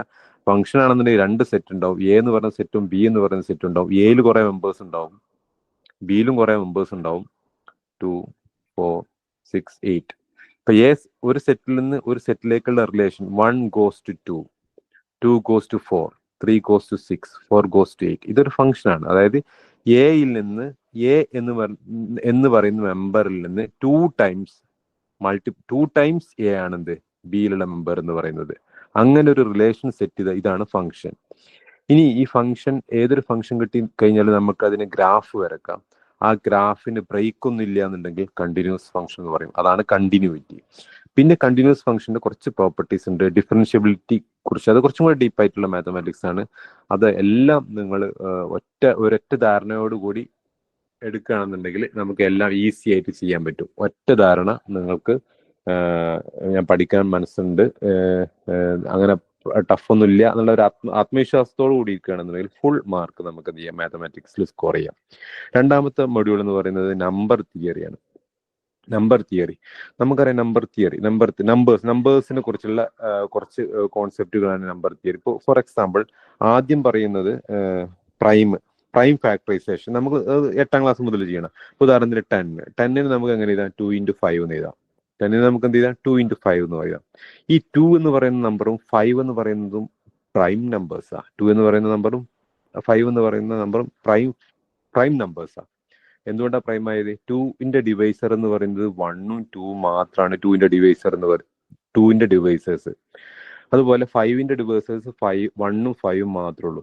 അതായത് ഒരു നമ്പർ പി എന്ന് പറയുന്ന നമ്പർ പ്രൈം നമ്പർ ആണെന്ന് പറയണമെന്നുണ്ടെങ്കിൽ ഇതിന് രണ്ട് ഡിവൈസറേ ഉണ്ടാകാൻ പാടുള്ളൂ. ഒന്ന് 1ഉം 2 പി. ഒന്ന് 1ഉം രണ്ടാമത്തെ ഡിവൈസർ പിയും. അങ്ങനെയുള്ള നമ്പേഴ്സിനെ നമ്മൾ പ്രൈം നമ്പേഴ്സ് എന്ന് പറയുന്നു. ഫോർ എക്സാമ്പിൾ 10 എന്ന് പറയുന്ന നമ്പറിന്റെ ഡിവൈസർ 1 10ന്റെ ഡിവൈസറാ. എന്തുകൊണ്ടാണ് 1 10ന്റെ ഡിവൈസർ ആയത്? 10/1 എന്തായതുകൊണ്ട്? 10 ആയതുകൊണ്ട്. 2ഉം 10ന്റെ ഡിവൈസറാ. അതായത് 10/2 എന്താണ്? 5 ആണ്. 2 എന്തിന്റെ ഡിവൈസറാണ്? 10ന്റെ ഡിവൈസറാണ്. ഓക്കെ. അതുപോലെ 10ന്റെ ഡിവൈസ് 1, 2, 5, 10 ഇതെല്ലാം 10ന്റെ ഡിവൈസേഴ്സാണ്. നേരെ 3 10ന്റെ ഡിവൈസർ അല്ല. കാരണം എന്താണ്? 10/3 ഒരിക്കലും നമുക്ക് ഒരു ഇൻഡിജർ കിട്ടില്ല. 3.333 സംതിങ് ആയിരിക്കും കിട്ടുക. ഓക്കെ. അപ്പോൾ പ്രൈം നമ്പേഴ്സ് എന്ന് പറയുന്നാൽ പി എന്ന് പറയുന്ന നമ്പർ പ്രൈം ആവണമെന്നുണ്ടെങ്കിൽ അതിന്റെ ഡിവൈസർ 1ഉം പിയും മാത്രമേ ഉണ്ടാകാൻ പാടുള്ളൂ. അങ്ങനെയുള്ള നമ്പേഴ്സിന് നമ്മൾ പ്രൈം നമ്പേഴ്സ് എന്ന് പറയുന്നത്. അപ്പോൾ 10. അപ്പോൾ ആദ്യത്തെ കണ്ടന്റ് പറയാം, പ്രൈം ഫാക്ടറൈസേഷൻ. ഒരു നമ്പർ ഞാൻ 10 എടുത്ത 10നെ എനിക്ക് എഴുതാം 2 into 5 എന്ന് എഴുതാം. അതായത് പ്രൈമിന്റെ മൾട്ടിപ്പിൾ ആക്കി 10നെ നമുക്ക് എന്ത് എഴുതാൻ പറ്റും. അതാണ് പ്രൈം ഫാക്ടറൈസേഷൻ. പിന്നെ GCD. പിന്നെ അടുത്ത് നമ്മൾ പറയുന്നത് GCD എന്ന് പറഞ്ഞാൽ ഗ്രേറ്റസ്റ്റ് കോമൺ ഡിവൈസർ. അതൊക്കെ ആ വേർഡിൽ നിന്ന് തന്നെ എളുപ്പമാണ്. ഉദാഹരണത്തിന് 9ഉം 6ഉം കൊടുത്ത്. അപ്പൊ 9ന്റെ ഡിവൈസർ എന്ന് പറയുന്നത് 1, 3, 9. 6ന്റെ ഡിവൈസർ എന്ന് പറയുന്നത് 1, 2, 3, 6. ഇനി ഗ്രേറ്റസ്റ്റ് കോമൺ ഡിവൈസർ എന്ന് പറഞ്ഞാൽ രണ്ടിലും കോമൺ ആയിരിക്കണം, ഗ്രേറ്റസ്റ്റും ആയിരിക്കണം. 1 2ന്റെയും കോമൺ ഡിവൈസറാ. 3ഉം 2ന്റെയും കോമൺ ഡിവൈസറാ. അപ്പൊ ഈ ഗ്രേറ്റസ്റ്റ് കോമൺ ഡിവൈസർ എന്ന് പറഞ്ഞാൽ എന്തായിരിക്കും? 3 ആയിരിക്കും. അതാണ് ഈ നമ്പർ തിയറി GCDയിൽ പറയുന്നത്. അതുപോലെ തന്നെ LCM പറയുന്നുണ്ട്. പിന്നെ ഡിവിഷൻ അൽഗോരിതം പറയുന്നുണ്ട്. ഡിവിഷൻ അൽഗോരിതം പറഞ്ഞാലും വളരെ സിമ്പിൾ. അപ്പൊ ഞാൻ 37 എന്ന് പറയുന്ന നമ്പർ ഞാൻ കൺസിഡർ ചെയ്ത് 37 എന്ന് പറയുന്ന നമ്പറിന് ഞാൻ 5 കൊണ്ട് ഡിവൈഡ് ചെയ്ത് അപ്പൊ കോഷ്യന്റ് 7 കിട്ടും. 7 into 5 35, റിമൈൻഡർ 2. ഡിവിഷൻ അൽഗോരിതം എന്ന് പറഞ്ഞാൽ നിങ്ങളുടെ അടുത്ത് 2 നമ്പർ ഉണ്ട്. ഏതൊക്കെ നമ്പർ? 37 എന്ന് പറയുന്ന നമ്പറും ഉണ്ട്, 5 എന്ന് പറയുന്ന നമ്പറും ഉണ്ട്. അങ്ങനെയാണെങ്കിൽ 37നെ നമുക്ക് എങ്ങനെ എഴുതാം? 5 into 7 plus 2 എന്ന് എഴുതാം. 5 into 7. നമ്മുടെ അടുത്ത് 2 നമ്പർ ഉണ്ട്, 37, 5. ഈ 37 നമുക്ക് എങ്ങനെ എഴുതാം? 5 into 7 plus 2 എന്നുള്ള ഫോമിൽ എഴുതാം. ഈ 7നെ നമ്മൾ പറയുന്ന പേരാണ് കോഷ്യന്റ്, 2ന് പറയുന്ന പേരാണ് എന്ത്? റിമൈൻഡർ. അപ്പം ഡിവിഷൻ അൽഗോരിതം എന്ന് പറഞ്ഞാൽ ഏത് 2 നമ്പർ കിട്ടിക്കഴിഞ്ഞാൽ ഫോർ എക്സാമ്പിൾ 37, 5 കിട്ടി. ഈ 37 എങ്ങനെ എഴുതാം? 5 into some number plus 2 എന്നുള്ള ഫോമിൽ നമുക്ക് എന്ത് എഴുതാൻ പറ്റും. അതാണ് ഡിവിഷൻ അൽഗോരിതത്തിനെ കുറിച്ച് പറയുന്നത്. ഇനി ലീനിയർ ഓൾജിബ്രയെ കുറിച്ച്, ലീനിയർ ഓൾജിബ്ര 3rd മൊഡ്യൂൾ എന്ന്. പിന്നെ ഗ്രൂപ്പിനെ കുറിച്ച് പറയുന്നുണ്ട്. ഗ്രൂപ്പ് എന്ന് പറയുന്നത് നിങ്ങൾക്ക് പരിചയമില്ലാത്തൊരു കോൺസെപ്റ്റാണ്. മാത്സ് പഠിക്കാത്തവർക്ക് പരിചയമില്ലാത്തൊരു കോൺസെപ്റ്റാണ്. പക്ഷെ എളുപ്പമാണ്, ഇൻട്രസ്റ്റിംഗ് ആണ്, വളരെ വെറൈറ്റി ആയിട്ടുള്ള ഒരു കോൺസെപ്റ്റാണ്. അത് ഇത്രയേ ഉള്ളൂ. ഫോർ എക്സാമ്പിൾ നമ്മൾ 10x equal to 20. അപ്പോൾ x equal to ശരിക്കും എന്താണ്? നമ്മൾ എന്താ ചെയ്യുക? 20 divided by 10 equal to 2. അപ്പൊ ഇവിടെ നമ്മൾ സംഭവിച്ചത് എന്തായാലും ഇവിടെ 10ന് 20നെ ഞാൻ എങ്ങനെ എഴുതി? 2 into 10 ഫോമിൽ എഴുതി. 2 into 10. ഈ 10ഉം എന്ത് ചെയ്ത്? ക്യാൻസൽ ചെയ്ത്. ബാക്കി x equal to നമുക്ക് എന്ത് കിട്ടുന്നുണ്ട്? 2 കിട്ടുന്നുണ്ട്. ഇതിന്റെ ഒരു ഹൈ ലെവൽ ഗ്രൂപ്പ് തിയറിയിലൂടെ പറഞ്ഞത്. അതല്ല ഗ്രൂപ്പ്, അത് നിങ്ങൾക്ക് പറയുമ്പോൾ വളരെ സിമ്പിളാണ്. ബേസിക് മുതൽ പഠിച്ചു കഴിഞ്ഞാൽ അതിൽ കാര്യമായിട്ട് വിഷയമാക്കേണ്ട വിഷയങ്ങളൊന്നുമില്ല. ഇനി അടുത്ത തേർഡ് മൊഡ്യൂൾ പറയുന്നത് ലീനിയർ ഓൾജിബ്ര. ലീനിയർ ഓൾജിബ്ര എന്നാൽ മെട്രിസസിനെ കുറിച്ചുള്ള ഒരു സ്റ്റഡീസ് ആണ് ലീനിയർ ഓൾജിബ്ര വരുന്നത്. For example x plus 5 equal to 5, x minus y equal to 3. അങ്ങനെയാണെന്നുണ്ടെങ്കിൽ നമുക്ക് എന്തിന്റെ വാല്യൂസ് കാണാം? എക്സിന്റെയും വൈയുടെയും വാല്യൂസ് കാണാം. അതൊക്കെ ഇതിപ്പോ രണ്ട് വേരിയബിൾസ് ഉള്ളൂ, 2 ഇക്വേഷനും. ഇതിൽ നിന്ന് നമുക്ക് എക്സിന്റെ വൈന്റെ വാല്യൂസ് നമുക്ക് ഈസി ആയിട്ട് കാണാൻ പറ്റും. പക്ഷെ ലീനിയർ ഓൾജിബ്ര ഉപയോഗിക്കുമ്പോൾ 2 വേരിയബിൾസ് അല്ല 3, 4 വേരിയബിൾസ് ഉണ്ടെന്നുണ്ടെങ്കിൽ എങ്ങനെയാണ് ഇതിന്റെ സൊല്യൂഷൻസ് എല്ലാം കാണുക എന്നുള്ള ഒരു സ്റ്റഡീസ് ആണ് ലീനിയർ ഓൾജിബ്രയിൽ നമ്മൾ നടത്തുന്നത്. ഇപ്പം ഞാൻ പറഞ്ഞ നേരത്തെ നമ്പർ തിയറിയിൽ തന്നെ ഞാൻ പറഞ്ഞു, ടെന്നിനെ നിങ്ങൾ പ്രൈം ഫാക്ടറൈസേഷൻ 2 × 5 എന്ന് എഴുതി, അത് സിമ്പിൾ അല്ല എന്ന് ചോദിക്കും. അത് സിമ്പിളാണ് എപ്പോ 10 എന്ന് പറയുന്ന നമ്പർ ചെറിയ നമ്പർ ആകുമ്പോൾ. ഉദാഹരണത്തിന് 169 ഇങ്ങനെയൊക്കെ വരുമ്പോൾ നമുക്ക് കുറച്ച് ബുദ്ധിമുട്ടാവും. അതിന് വേണ്ട, അതിന് സിമ്പിളായിട്ട് എങ്ങനെ ചെയ്യാൻ വേണ്ട കുറച്ച് ടെക്നിക്സുകളൊക്കെയാണ് നമ്മൾ എന്ത് ചെയ്യേണ്ടത് അവിടെ ഡിസ്കസ് ചെയ്യണത്. നേരത്തെ പറഞ്ഞ 9, 6 ഇതിന്റെ ഗ്രേറ്റസ്റ്റ് GCD എന്ന് പറയുന്നത് 3 ആണ് നമ്മൾ പറഞ്ഞു. അപ്പൊ ഇതിനേക്കാളും നമ്മൾ വലുതാക്കുക, ഒരു 169 303 ഇങ്ങനെയൊക്കെ വരുമ്പോൾ നമുക്ക് കുറച്ച് തിയറീസ് എല്ലാം, മാത്തമാറ്റിക്കൽ തിയറീസ് എല്ലാം യൂസ് ചെയ്യേണ്ടി വരും. അതൊക്കെ ചെയ്യുന്നതാണ് എന്ത് ഈ നമ്പർ തിയറിയിൽ എല്ലാം ഒരു ഹൈ ലെവലിൽ വരും. ഇപ്പൊ ഫോർ എക്സാമ്പിൾ ലീനിയർ ആൾജിബ്രയിൽ ഞാൻ 2 പേര് x+y = 5 x-y = 3 ഇത് നമുക്ക് ഈസി ആയിട്ട് കാണാം. എക്സിന്റെയും വൈയുടെയും വാല്യൂ നമ്മൾ 8-ലെല്ലാം പഠിച്ചിട്ടുണ്ട്. പക്ഷെ ഇതിൽ 3ഉം 4ഉം വേരിയബിൾ ആകുമ്പോൾ എന്തൊക്കെയാണെന്ന് ആണ് ഈ ലീനിയർ ആൾജിബ്രയിൽ നമ്മൾ എന്ത് ചെയ്യുന്നത് ഡിസ്കസ് ചെയ്യുന്നത്. റിയൽ അനാലിസിസ് നമ്മൾ ഡിസ്കസ് ചെയ്ത് ഒന്നാമത്തെ കാൽക്കുലസ് മൊഡ്യൂളിന്റെ ഒരു ചെറിയൊരു എക്സ്റ്റൻഷൻ ആണ് റിയൽ അനാലിസിസിൽ വരുന്നത്. അപ്പോൾ ഇതിൽ മെയിനായിട്ട് നമ്മൾ ഡിസ്കസ് ചെയ്യുന്നത് സീക്വൻസിന്റെ കൺവേർജൻസ്. അപ്പൊ ഞാൻ മാത്സ് പഠിക്കാത്തവരോട് ഇത്രേ ഉള്ളൂ. ഇപ്പൊ നോക്കൂ, ഒരു നമ്പർ ഫസ്റ്റ് ഞാൻ ഒരു 1 എന്ന് പറയുന്ന നമ്പർ എഴുതി, അടുത്ത നമ്പർ ഞാൻ 1/2 എന്ന് എഴുതി, അടുത്ത നമ്പർ 1/3 എന്ന് എഴുതി, 1/4 എന്ന് എഴുതി, ഇങ്ങനെ പോകും. ഇത് എങ്ങോട്ടാണ് പോകുന്നത്? ആദ്യത്തെ നമ്പർ 1, രണ്ടാമത്തെ നമ്പർ എന്ന് പറഞ്ഞാൽ 1/2 പകുതിയായി, പിന്നെ 1/3 1/5 ഇതൊരു പെർട്ടിക്കുലർ നമ്പറിലേക്ക് പോകുന്നുണ്ട്. ഇത് എങ്ങോട്ടാ പോകുന്നത്? 0യിലേക്കാണ് പോകുന്നത്. അങ്ങനെ ഒരു സീക്വൻസിന്റെ ഒരു സീക്വൻസ്. അപ്പൊ ഈ സീക്വൻസ് എന്ന് പറയുന്നത് എന്താണ്? 1/n എന്ന് പറയുന്ന സീക്വൻസ് ആണ്. ഇത് എങ്ങോട്ടാ അത് പോകുന്നത്? ആദ്യത്തെ n = 1 ആകുമ്പോൾ 1/1, n = 2 ആകുമ്പോൾ 1/2, n = 3 ആകുമ്പോൾ 1/3 എക്സെട്ര. ഇത് എങ്ങോട്ട് പാസ് ചെയ്യുന്നുണ്ട്? 0യിലേക്ക് പാസ് ചെയ്യുന്നുണ്ട്. അപ്പൊ അതുപോലെ റിയൽ അനാലിസിസിലുള്ള ഈ സീക്വൻസിന്റെ അങ്ങനെയുള്ള സീക്വൻസിന്റെ കൺവേർജൻസിനെ കുറിച്ചാണ് മെയിൻ ആയിട്ട് എന്ത് ചെയ്യുന്നത് റിയൽ അനാലിസിസിൽ പറയുന്നത്. മൊഡ്യൂൾ 5-ലാണ് ഈ കോംപ്ലക്സ് അനാലിസിസ്. കോംപ്ലക്സ് നമ്പേഴ്സിനെ കുറിച്ച് ചെറിയ ധാരണ ഉണ്ടാവും. എന്നാലും നോക്കുക, x² + 1 = 0 is N equation. x² + 1 = 0 എന്ന് പറഞ്ഞ ഒരു ഇക്വേഷൻ ആണ്. ഇവിടെ നമുക്ക് എന്ത് ചെയ്യാം? x² = +1 റൈറ്റ് സൈഡിലേക്ക് പോകുമ്പോൾ എന്താവും? -1 ആയി മാറും. x² = -1 അങ്ങനെയാണെങ്കിൽ x എന്തായിരിക്കും? √−1 ആയി മാറും. ഈ √−1 എന്ന് പറയുന്ന നമ്പറാണ് നെ കൊണ്ട് നമ്മൾ എന്ത് ചെയ്യുക? റെപ്രസെന്റ് ചെയ്യുക. ഈ നമ്പർ വരുന്ന നമ്പർ സിസ്റ്റാണ് കോംപ്ലക്സ് നമ്പേഴ്സിൽ വരുന്നത്, കോംപ്ലക്സ് അനാലിസിസിൽ വരുന്നത്. അതിന്റെ കുറച്ച് പ്രോപ്പർട്ടീസും കാര്യങ്ങളൊക്കെയാണ് 5th മൊഡ്യൂളിൽ നമ്മൾ എന്ത് ചെയ്യണത് ഡിസ്കസ് ചെയ്യണത്. ഇത്രയും മാത്രമേ നിങ്ങൾക്ക് ചെയ്യേണ്ടതുള്ളൂ. മാത്സ് ഒഴിവാക്കാതെ, മാത്സിന് ഞാൻ സ്കിപ്പ് ചെയ്യണം എന്ന് തോന്നാത്ത രീതിയിൽ സ്കിപ്പ് ചെയ്യാതെ മാത്സ് പഠിക്കാൻ തയ്യാറാകുകയാണെന്നുണ്ടെങ്കിൽ വളരെ ബേസിക് മുതൽ അവസാനം ഇത് മുഴുവൻ സ്കോർ ചെയ്യുന്ന രീതിയിൽ നമ്മൾ എന്ത് ചെയ്യും? ഇവിടെ പഠിപ്പിച്ചു തരും. മാക്സിമം ലൈവ് ക്ലാസ്സിൽ തന്നെ പങ്കെടുക്കുക. പിന്നെ രണ്ടാമത് പറയാനുള്ളത്, ഏതൊരു മാത്സ് ടീച്ചർ ക്ലാസ് എടുക്കുമ്പോൾ നിങ്ങൾക്ക് സംശയം ഉണ്ടെങ്കിൽ അപ്പോൾ തന്നെ എന്ത് ചെയ്യുക? റെസ്പോണ്ട് ചെയ്യുക. അപ്പോൾ റെസ്പോണ്ട് ചെയ്യുമ്പോഴാണ് ഞങ്ങൾക്ക് മനസ്സിലാവുക. നിങ്ങൾക്ക് റെസ്പോണ്ട് ചെയ്യുമ്പോൾ 2 അഡ്വാൻറ്റേജ്. നിങ്ങൾക്ക് എന്തെങ്കിലും ഡൗട്ട് ഉണ്ടെന്നുണ്ടെങ്കിൽ ആ സമയത്ത് ചോദിച്ചു കഴിഞ്ഞാൽ 2 അഡ്വാൻറ്റേജ് ഉണ്ട്. ഒന്ന്, നമുക്ക് മനസ്സിലാവും, നിങ്ങൾ ശ്രദ്ധിക്കേണ്ടത് മനസ്സിലാവും. രണ്ടാമത്, ആ ഡൗട്ട് പല ആൾക്കാരുടെയും ഡൗട്ടായിരിക്കും. അതൊക്കെ ആ സമയത്ത് തന്നെ എന്ത് ചെയ്യാൻ പറ്റും? ക്ലിയർ ചെയ്യാൻ പറ്റും. ഇപ്പം മാക്സിമം ലൈവ് ക്ലാസ്സിൽ പങ്കെടുക്കുകയാണെന്നുണ്ടെങ്കിൽ ഇത് നിങ്ങൾക്ക് ഫുൾ മാർക്ക് വാങ്ങാൻ പറ്റും.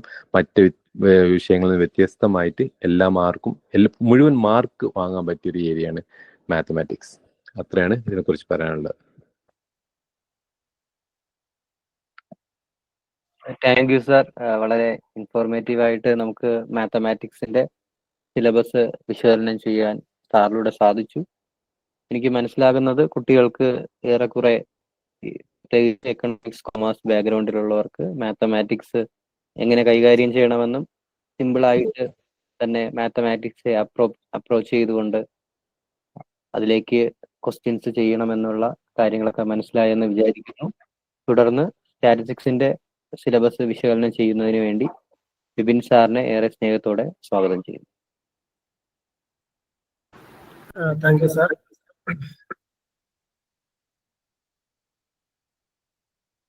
നമ്മൾ ആ സ്റ്റാറ്റിസ്റ്റിക്സ് സിലബസിനെ പറ്റിയിട്ട് എല്ലാവർക്കും വോയിസ് ക്ലിയർ അല്ലേ? കേൾക്കാൻ പറ്റുന്നുണ്ടല്ലോ? അതെ സാർ. ഓക്കെ. നമ്മൾ സ്റ്റാറ്റിസ്റ്റിക്സ് സിലബസിനെ പറ്റിയിട്ട് നോക്കുമ്പോഴത്തേക്ക് ഇപ്പം ആദ്യത്തെ മൊഡ്യൂൾ എന്ന് പറയുന്നത് ഡിസ്ക്രിപ്റ്റീവ് സ്റ്റാറ്റിസ്റ്റിക്സ് എന്ന് പറയുന്ന മൊഡ്യൂളാണ്. ഈ ഡിസ്ക്രിപ്റ്റീവ് സ്റ്റാറ്റിസ്റ്റിക്സ് എന്നൊക്കെ പറയുന്ന മൊഡ്യൂളൊക്കെ എന്ന് പറയുന്നത് ഓൾറെഡി ഇതിനകത്തുള്ള സബ്ജക്റ്റുകാരെല്ലാം തന്നെ, അതായത് എക്കണോമിക്സുകാരാണെങ്കിലും കൊമേഴ്സുകാരാണെങ്കിലും മാത്സുകാരാണെങ്കിലും എല്ലാം ഓൾറെഡി പഠിച്ചു കഴിഞ്ഞേക്കുന്ന സാധനങ്ങളാണ്. ഇപ്പൊ ഡിസ്ക്രിപ്റ്റീവ് സ്റ്റാറ്റിസ്റ്റിക്സ് എന്നൊക്കെ പറയുന്നത്, അല്ലെങ്കിൽ മെഷേഴ്സ് ഓഫ് സെൻട്രൽ ടെൻഡൻസി ഒക്കെ നമ്മൾ സാധാ ചെറിയ ക്ലാസ് തൊട്ട് പഠിക്കുന്ന മീൻ മീഡിയൻ മോഡും അങ്ങനത്തെ കാര്യങ്ങളാണ്. പക്ഷേ നമ്മളൊരു കോമ്പറ്റേറ്റീവ് ലെവൽ എക്സാം എഴുതുന്നു, അല്ലെങ്കിൽ നമ്മളൊരു ഡിഗ്രി ലെവൽ എക്സാം എഴുതുന്ന സമയത്ത് നമ്മൾ ഈ പഠിച്ച മീൻ മീഡിയൻ മോഡിൽ നിന്ന് തന്നെ നമുക്ക് അധികം ഫെമിലിയർ അല്ലാത്ത ചില ടൈപ്പ് ക്വസ്റ്റ്യൻസും കാര്യങ്ങളും ഒക്കെ ചോദിക്കുന്നുണ്ട്. അപ്പൊ അത്തരം ക്വസ്റ്റ്യനുകളൊക്കെ നമ്മൾ ഇവിടെ ക്ലാസ്സിൽ ഡിസ്കസ് ചെയ്യുന്നുണ്ട്. അതായത് ഈ മീൻ മീഡിയൻ മോഡുമായിട്ടൊക്കെ ബന്ധപ്പെട്ട് അതിന്റെ വലിയ വലിയ പ്രോബ്ലം ഒന്നും ചോദിക്കത്തില്ല. അതുമായിട്ട് ബന്ധപ്പെട്ട് ചില സ്റ്റേറ്റ്മെന്റ് ആയിട്ട് വരുന്ന ചില ക്വസ്റ്റ്യൻസ് ഉണ്ട്, അതിന്റെ ചില പ്രോപ്പർട്ടീസ് വെച്ചിട്ടുള്ള ക്വസ്റ്റ്യൻസ് ഉണ്ട്. അങ്ങനത്തെ ക്വസ്റ്റ്യൻസ് ഒക്കെയാണ് നമ്മളടുത്ത് എന്ത് ചെയ്യുന്നത്, അവിടെ ചോദിക്കുന്നത്. അതുപോലെ നമ്മുടെ സ്ക്യൂനസ്, കട്ടോസസ്, ഇതൊക്കെ നിങ്ങൾ പഠിച്ചിട്ടുണ്ടാവും. പക്ഷെ ഇതിനകത്ത് നിന്നൊക്കെ ഉള്ള എന്താണ്, ചില ഡിഫറെന്റ് ടൈപ്സ് ആയിട്ടുള്ള ക്വസ്റ്റ്യൻസ് ആണ് നമ്മൾക്ക് ചോദിക്കുന്നത്. അത്തരം ക്വസ്റ്റ്യനുകളെല്ലാം നമ്മൾ ഇവിടെ ഡിസ്കസ് ചെയ്യുന്നുണ്ട്.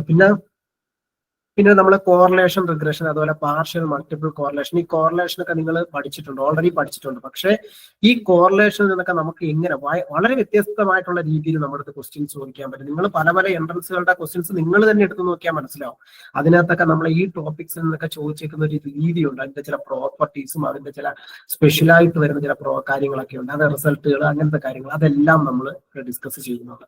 പിന്നെ നമുക്ക് വരുന്നതെന്ന് പറഞ്ഞാൽ പ്രോബബിലിറ്റി തിയറിയാണ്. പ്രോബബിലിറ്റി തിയറി എന്ന് പറയുന്നതും നമ്മളെ സംബന്ധിച്ച് നമുക്ക് ഇവിടെ ഇതിനകത്തുള്ള എല്ലാ സബ്ജക്റ്റുകാരും ഓൾറെഡി പഠിച്ചിട്ടുള്ളതാണ്. പല ആൾക്കാർക്ക് ഭയങ്കര കൺഫ്യൂഷനും കാര്യങ്ങളും ഒക്കെ ഉള്ള ഒരു സാധനമാണ് പ്രോബബിലിറ്റി തിയറി എന്ന് പറയുന്നത്. പക്ഷേ നമ്മൾ ആ പ്രോബബിലിറ്റി തിയറി നമ്മളൊരു സിസ്റ്റമാറ്റിക് ആയിട്ട് പഠിച്ചു കഴിഞ്ഞാൽ നിങ്ങൾക്ക് ഒരിക്കലും അതായത് പ്രോബബിലിറ്റി എന്ന് പറയുന്ന ഒരു കൺസെപ്റ്റ് ആണ്. ഞാൻ പലപ്പോഴും കുട്ടികളോട് തന്നെ പറയാറുണ്ട്, പ്രോബബിലിറ്റിയുടെ ഒരു ക്വസ്റ്റ്യൻ നമ്മൾ ആദ്യ നോട്ടത്തിൽ തന്നെ അതിന്റെ ആൻസർ കിട്ടുവാണെങ്കിൽ നമ്മൾ ചെയ്യുക, ഇല്ലെങ്കിൽ ചെയ്യാനേ പോകരുത്. അത് തന്നെയാണ്. പക്ഷെ അതെങ്ങനെ നമ്മൾ ആ ഒരു ക്വസ്റ്റിനെ അപ്രോച്ച് ചെയ്യുന്നു, അങ്ങനത്തെ കാര്യങ്ങളെല്ലാം നമ്മൾ ഓൾറെഡി നമ്മൾ പറഞ്ഞു തരുന്നുണ്ട്. അതായത് ആ പ്രോബബിലിറ്റിയുടെ ക്വസ്റ്റിനെ നമ്മൾ വളരെ കോംപ്ലിക്കേറ്റഡ് ആയിട്ടുള്ള, വളരെ സിമ്പിൾ ആയിട്ട് നമ്മൾ അത് എങ്ങനെ കൈകാര്യം ചെയ്യണം, അങ്ങനത്തെ കാര്യങ്ങളെല്ലാം നമ്മൾ ഇവിടെ ഡിസ്കസ് ചെയ്യുന്നുണ്ട്. അതുപോലെ തന്നെ അതിനുശേഷം വരുന്ന MGF, independence of random variables, അതുപോലെ law of large numbers, central limit theorem, ഇതൊക്കെ കാണുമ്പോൾ എന്തൊക്കെയോ ഉണ്ടെന്ന് തോന്നുന്നു. ഇപ്പൊ ഈ സെൻട്രൽ ലിമിറ്റ് തിയറം ഒക്കെ നിങ്ങൾ ഓൾറെഡി പഠിച്ചിട്ടുണ്ട്, നിങ്ങൾ ആ പഠിച്ച സാധനങ്ങളൊക്കെ തന്നെയാണ്. പക്ഷേ അതിനകത്ത് അഡീഷണൽ ആയിട്ട് ചില സാധനങ്ങളും കൂടെ നമ്മൾ എന്ത് ചെയ്യുന്നുണ്ട്, ആഡ് ചെയ്യുന്നുണ്ട്. പിന്നെ ഈ സാധനങ്ങളെല്ലാം വളരെ ബേസ് ലെവൽ തൊട്ടേ നമ്മൾ പഠിപ്പിച്ചു തുടങ്ങും. ഇതിനകത്ത് എനിക്കറിയാം, ഇപ്പം എക്കണോമിക്സുകാരാണെങ്കിലും അല്ലെങ്കിൽ കൊമേഴ്സുകാർക്കും ഈ രണ്ടാൾക്കാർക്ക് സ്റ്റാറ്റിലെ ചിലപ്പോൾ ഇച്ചിരി ഇതായിട്ടുള്ള പ്രോബ്ലംസ് ഒക്കെ ഇച്ചിരി ബുദ്ധിമുട്ടുണ്ടാകും. പക്ഷെ അതെല്ലാം നമ്മൾ വളരെ നിങ്ങൾക്ക് മനസ്സിലാവുന്ന രീതിയിൽ തന്നെ ആയിരിക്കും നമ്മൾ പഠിപ്പിച്ചു തരുന്നത്. അതുകൊണ്ടാണ് നമ്മുടെ ക്ലാസ്സുകളിലെല്ലാം എപ്പോഴും നമ്മൾ ചെയ്യുന്നത്, ആദ്യം ബേസിക് ആയിട്ട് പഠിപ്പിക്കും, ബേസ് ആയിട്ടുള്ള കുറച്ച് കാര്യങ്ങൾ പഠിപ്പിക്കും. അതിനുശേഷം നമ്മൾ നേരെ സിലബസിലോട്ട് വരത്തുള്ളൂ. കാരണം എങ്കിൽ മാത്രമേ നിങ്ങൾക്ക് ഡൗട്ട് ചോദിക്കാനെങ്കിലും ഉള്ള ആ ഒരു ഇതിലേക്ക് നമുക്ക് ഇന്ത്യക്ക് കൊണ്ടുവരാൻ പറ്റത്തുള്ളൂ. അതേസമയം നിങ്ങൾ നേരെ ഇപ്പം നിങ്ങൾ എന്ത് ചെയ്യണം, ഡയറക്റ്റ് സിലബസ് എടുത്ത് വെച്ച് നിങ്ങൾ തന്നെ സ്വയം പഠിക്കാൻ നോക്കിക്കഴിഞ്ഞാൽ ചിലപ്പോൾ അത് ബുദ്ധിമുട്ടായിരിക്കും. അതാണ് ഇതിനകത്ത് വരുന്നൊരു വേറെ കാര്യം എന്ന് പറയുന്നത്. ഇനി അടുത്ത വരുന്നത് നമുക്ക് ഡിസ്ട്രിബ്യൂഷൻ തിയറിയാണ്. ഈ ഡിസ്ട്രിബ്യൂഷൻ തിയറിയിലുള്ള കുറച്ച് ഡിസ്ട്രിബ്യൂഷൻസ് നിങ്ങളിൽ പലരും ഓൾറെഡി പഠിച്ചിട്ടുണ്ടാവും. പക്ഷെ നിങ്ങൾ പഠിക്കാത്ത ചില ഡിസ്ട്രിബ്യൂഷൻസ് ഇതിനകത്തുണ്ട്. ഉദാഹരണത്തിന് ഈ വേരിയബിൾ ഡിസ്ട്രിബ്യൂഷനും പാരറ്റോ ഡിസ്ട്രിബ്യൂഷനും ബൈവേരിയറ്റ് നോർമൽ ഡിസ്ട്രിബ്യൂഷനും അങ്ങനെയുള്ള കാര്യങ്ങളൊന്നും നിങ്ങൾ അധികം പഠിച്ചിട്ടുണ്ടാകത്തില്ല. ആ കാര്യങ്ങളെല്ലാം നമ്മൾ എന്ത് ചെയ്യുന്നുണ്ട്, ക്ലാസ്സിൽ വളരെ ഡീറ്റെയിൽഡ് ആയിട്ട് തന്നെ നമ്മൾ ഡിസ്കസ് ചെയ്യുന്നുണ്ട്.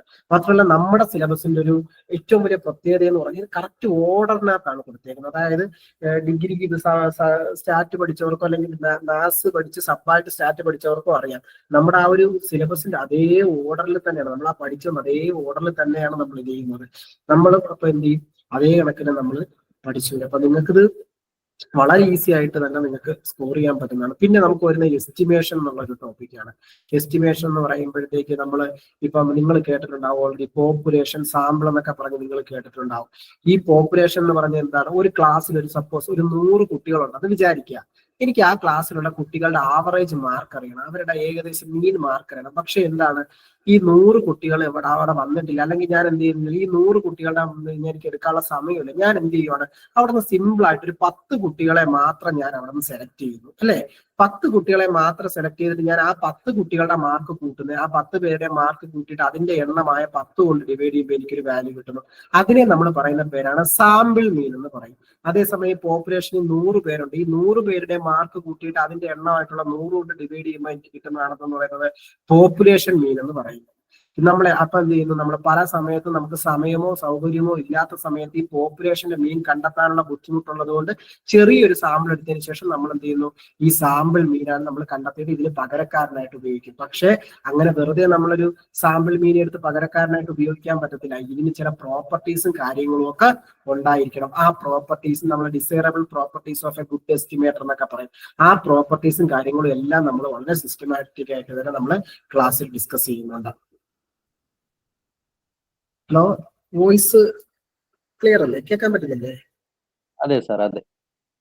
ഓക്കെ ഓക്കെ, സാർ കണ്ടിന്യൂ ചെയ്തോളൂ സാർ. ഓക്കെ.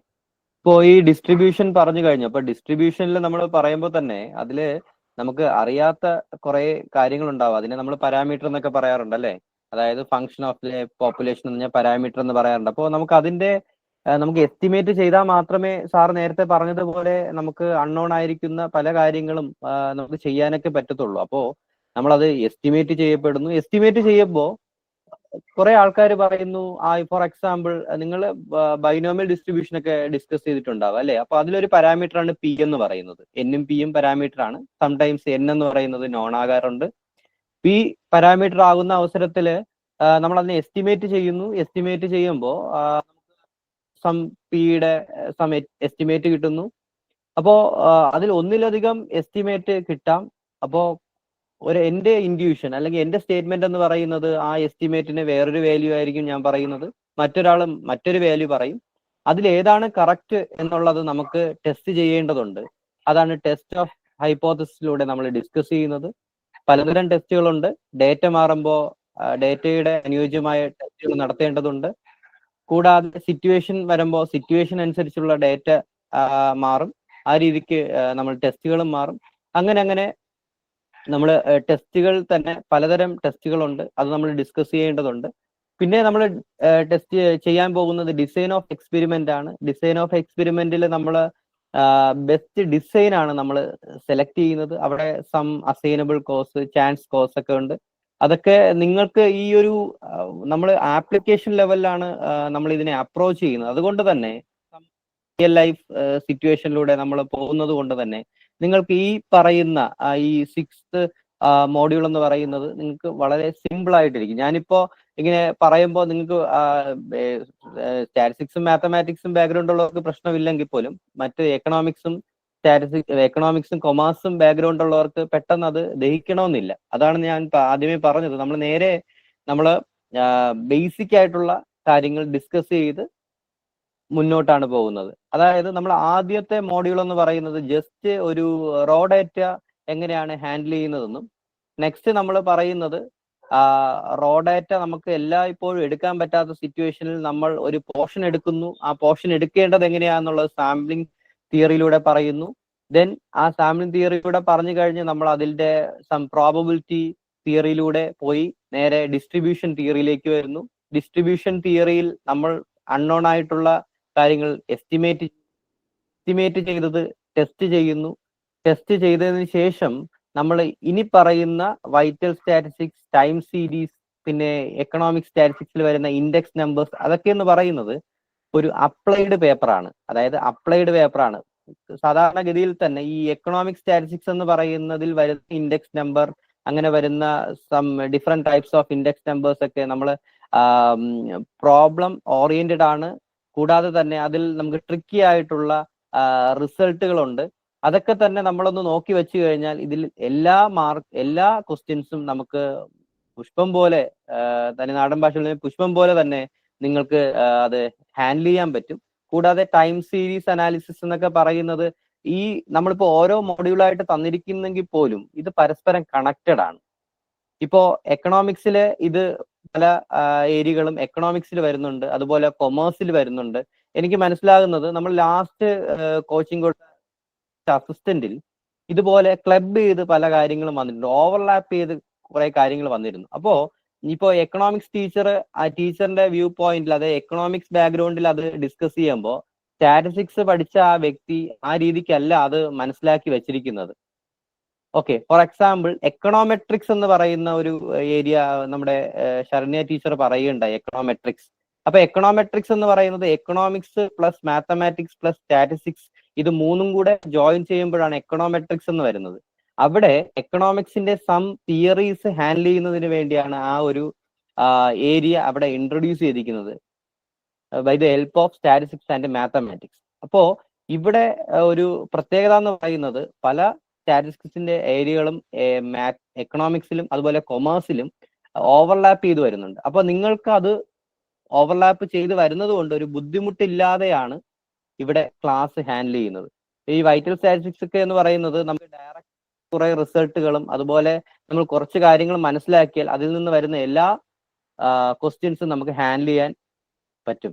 അതുകൊണ്ട് നിങ്ങൾ മനസ്സിലാക്കേണ്ടത് സ്റ്റാറ്റിസ്റ്റിക്സ് എന്ന് പറയുന്നത് പൊതുവെ ബുദ്ധിമുട്ടില്ലാത്ത ഒരു പേപ്പർ തന്നെയാണ്. പക്ഷെ നമ്മൾ വന്നിരിക്കുമ്പോൾ മാത്തമാറ്റിക്സ് സാർ പറഞ്ഞതുപോലെ സിമ്പിൾ ആണെന്ന് കരുതി ഏതൊരു പേപ്പറും ഒരു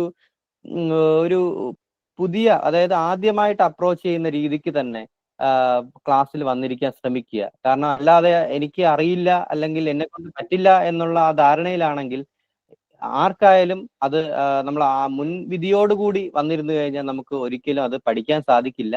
കാരണം നമ്മുടെ കഴിഞ്ഞ ബാച്ചിലെ കുട്ടികളൊക്കെ എന്ന് പറയുന്നത് നല്ല കാലിബർ ഉള്ള കുട്ടികളും ഉണ്ടായിരുന്നു, ഭയങ്കര കാലിബർ അല്ലാത്ത ആവറേജ് കുട്ടികളും ഉണ്ടായിരുന്നു. പക്ഷെ നമുക്ക് മനസ്സിലാക്കാൻ സാധിച്ചത് ഈ നല്ല റാങ്കുകളിലൊക്കെ വന്നത് ഈ നല്ല പഠിക്കുന്ന കുട്ടികളോടൊപ്പം ഈ ആവറേജ് ആയിട്ടുള്ള കുട്ടികളും വന്നു. അതിന്റെ പ്രധാന കാര്യം എന്ന് പറയുന്നത് കാര്യങ്ങളൊക്കെ ഫോളോ ചെയ്യുകയും അവര് സ്വന്തമായിട്ട് പഠിക്കുകയും സ്വന്തമായിട്ട് ക്വസ്റ്റ്യൻ ചെയ്യുകയും നമ്മൾ കൊടുക്കുന്ന ക്വസ്റ്റ്യൻ നല്ല രീതിക്ക് ചെയ്യുകയും റെക്കോർഡഡ് ക്ലാസ് ഉണ്ടെങ്കിൽ തന്നെയും അവർ ലൈവ് ക്ലാസ്സുകൾ അറ്റൻഡ് ചെയ്യുന്നതിന് വേണ്ടി കൂടുതൽ ഇൻട്രസ്റ്റ് കാണിക്കുകയും ടീച്ചേഴ്സിനെ കുറച്ച് ഉപദ്രവിക്കുന്ന തരത്തിൽ, അത് ഉപദ്രവിക്കുന്ന തരത്തിലെന്ന് പറയുന്നത് ടീച്ചേഴ്സിനോട് ക്വസ്റ്റ്യൻ ചോദിക്കുക. അവർ മനസ്സിൽ വെച്ചുകൊണ്ടിരിക്കില്ല, അയ്യോ ഞാൻ ക്വസ്റ്റ്യൻ ചോദിച്ചാൽ ഇനി ബാക്കിയുള്ളവർ എന്ത് വിചാരിക്കും. അതൊന്നും ഇവിടെ പ്രസക്തിയില്ല. കാരണം നിങ്ങൾ എല്ലാവരും ഒരു ഗവൺമെന്റ് ജോലിക്ക് വേണ്ടിയാണ് ഇവിടെ ഇരിക്കുന്നത്. അപ്പോൾ നിങ്ങൾ ബാക്കിയുള്ളവർ എന്ത് വിചാരിക്കുമെന്ന ധാരണയിൽ ഇരിക്കേണ്ട ഒരു ആവശ്യമില്ല. ഓക്കെ, അപ്പൊ ആ ഒരു രീതിക്ക് തന്നെ നിങ്ങൾ അപ്രോച്ച് ചെയ്യുക, പഠിക്കുക. നമ്മൾ ഇനി ഒരു ദിവസം കാണുന്നുണ്ടെങ്കിൽ നിങ്ങൾ എല്ലാവരും ജോലിയിൽ പ്രവേശിച്ച് 2026 ഈ ഒരു ലിസ്റ്റ് വരും. നല്ല റാങ്കുകൾ വാങ്ങുവാൻ നിങ്ങൾക്ക് പറ്റട്ടെ എന്ന് ഞാൻ ആശംസകൾ അറിയിക്കുന്നു.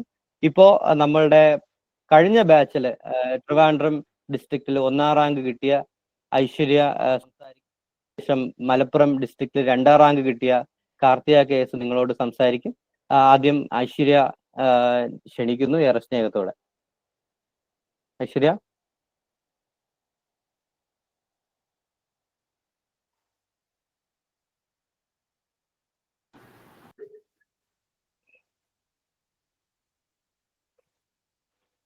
ഹലോ സാർ, ഐശ്വര്യ ഉണ്ടോ? സർ ആദ്യം കാർത്തികയെ വിളിക്കാം. മലപ്പുറം ജില്ലയിൽ ശരി സർ. Good evening everyone. എൻ്റെ പേര് കാർത്തിക. ഞാൻ കഴിഞ്ഞ സ്റ്റാറ്റിസ്റ്റിക്കൽ അസിസ്റ്റന്റ് എക്സാമിനേഷനിലെ മലപ്പുറം ഡിസ്ട്രിക്റ്റിലെ 2nd റാങ്ക് ഹോൾഡറാണ്. ഈ ഒരു എക്സാമിനേഷൻ എൻ്റെ ഒരു ജേണിയാണ് ഞാനിവിടെ പറയാനായിട്ട് ഉദ്ദേശിക്കുന്നത്. ഇതൊരു 2020 ഇത് വിളിച്ചത്. ആ ഒരു സമയത്ത് ഞാൻ PG ചെയ്തുകൊണ്ടിരിക്കുന്ന സമയമാണ്. നമുക്ക് എല്ലാവർക്കും അറിയാവുന്ന പോലെ മാർച്ചൊക്കെ ആയപ്പോൾ കോവിഡായി. അത് ശരിക്കും എന്നെ സംബന്ധിച്ചിടത്തോളം അതൊരു ബ്ലെസ്സിങ് ആയിട്ടാണ് ഞാൻ കണക്കാക്കുന്നത്. കാരണം ക്യാമറ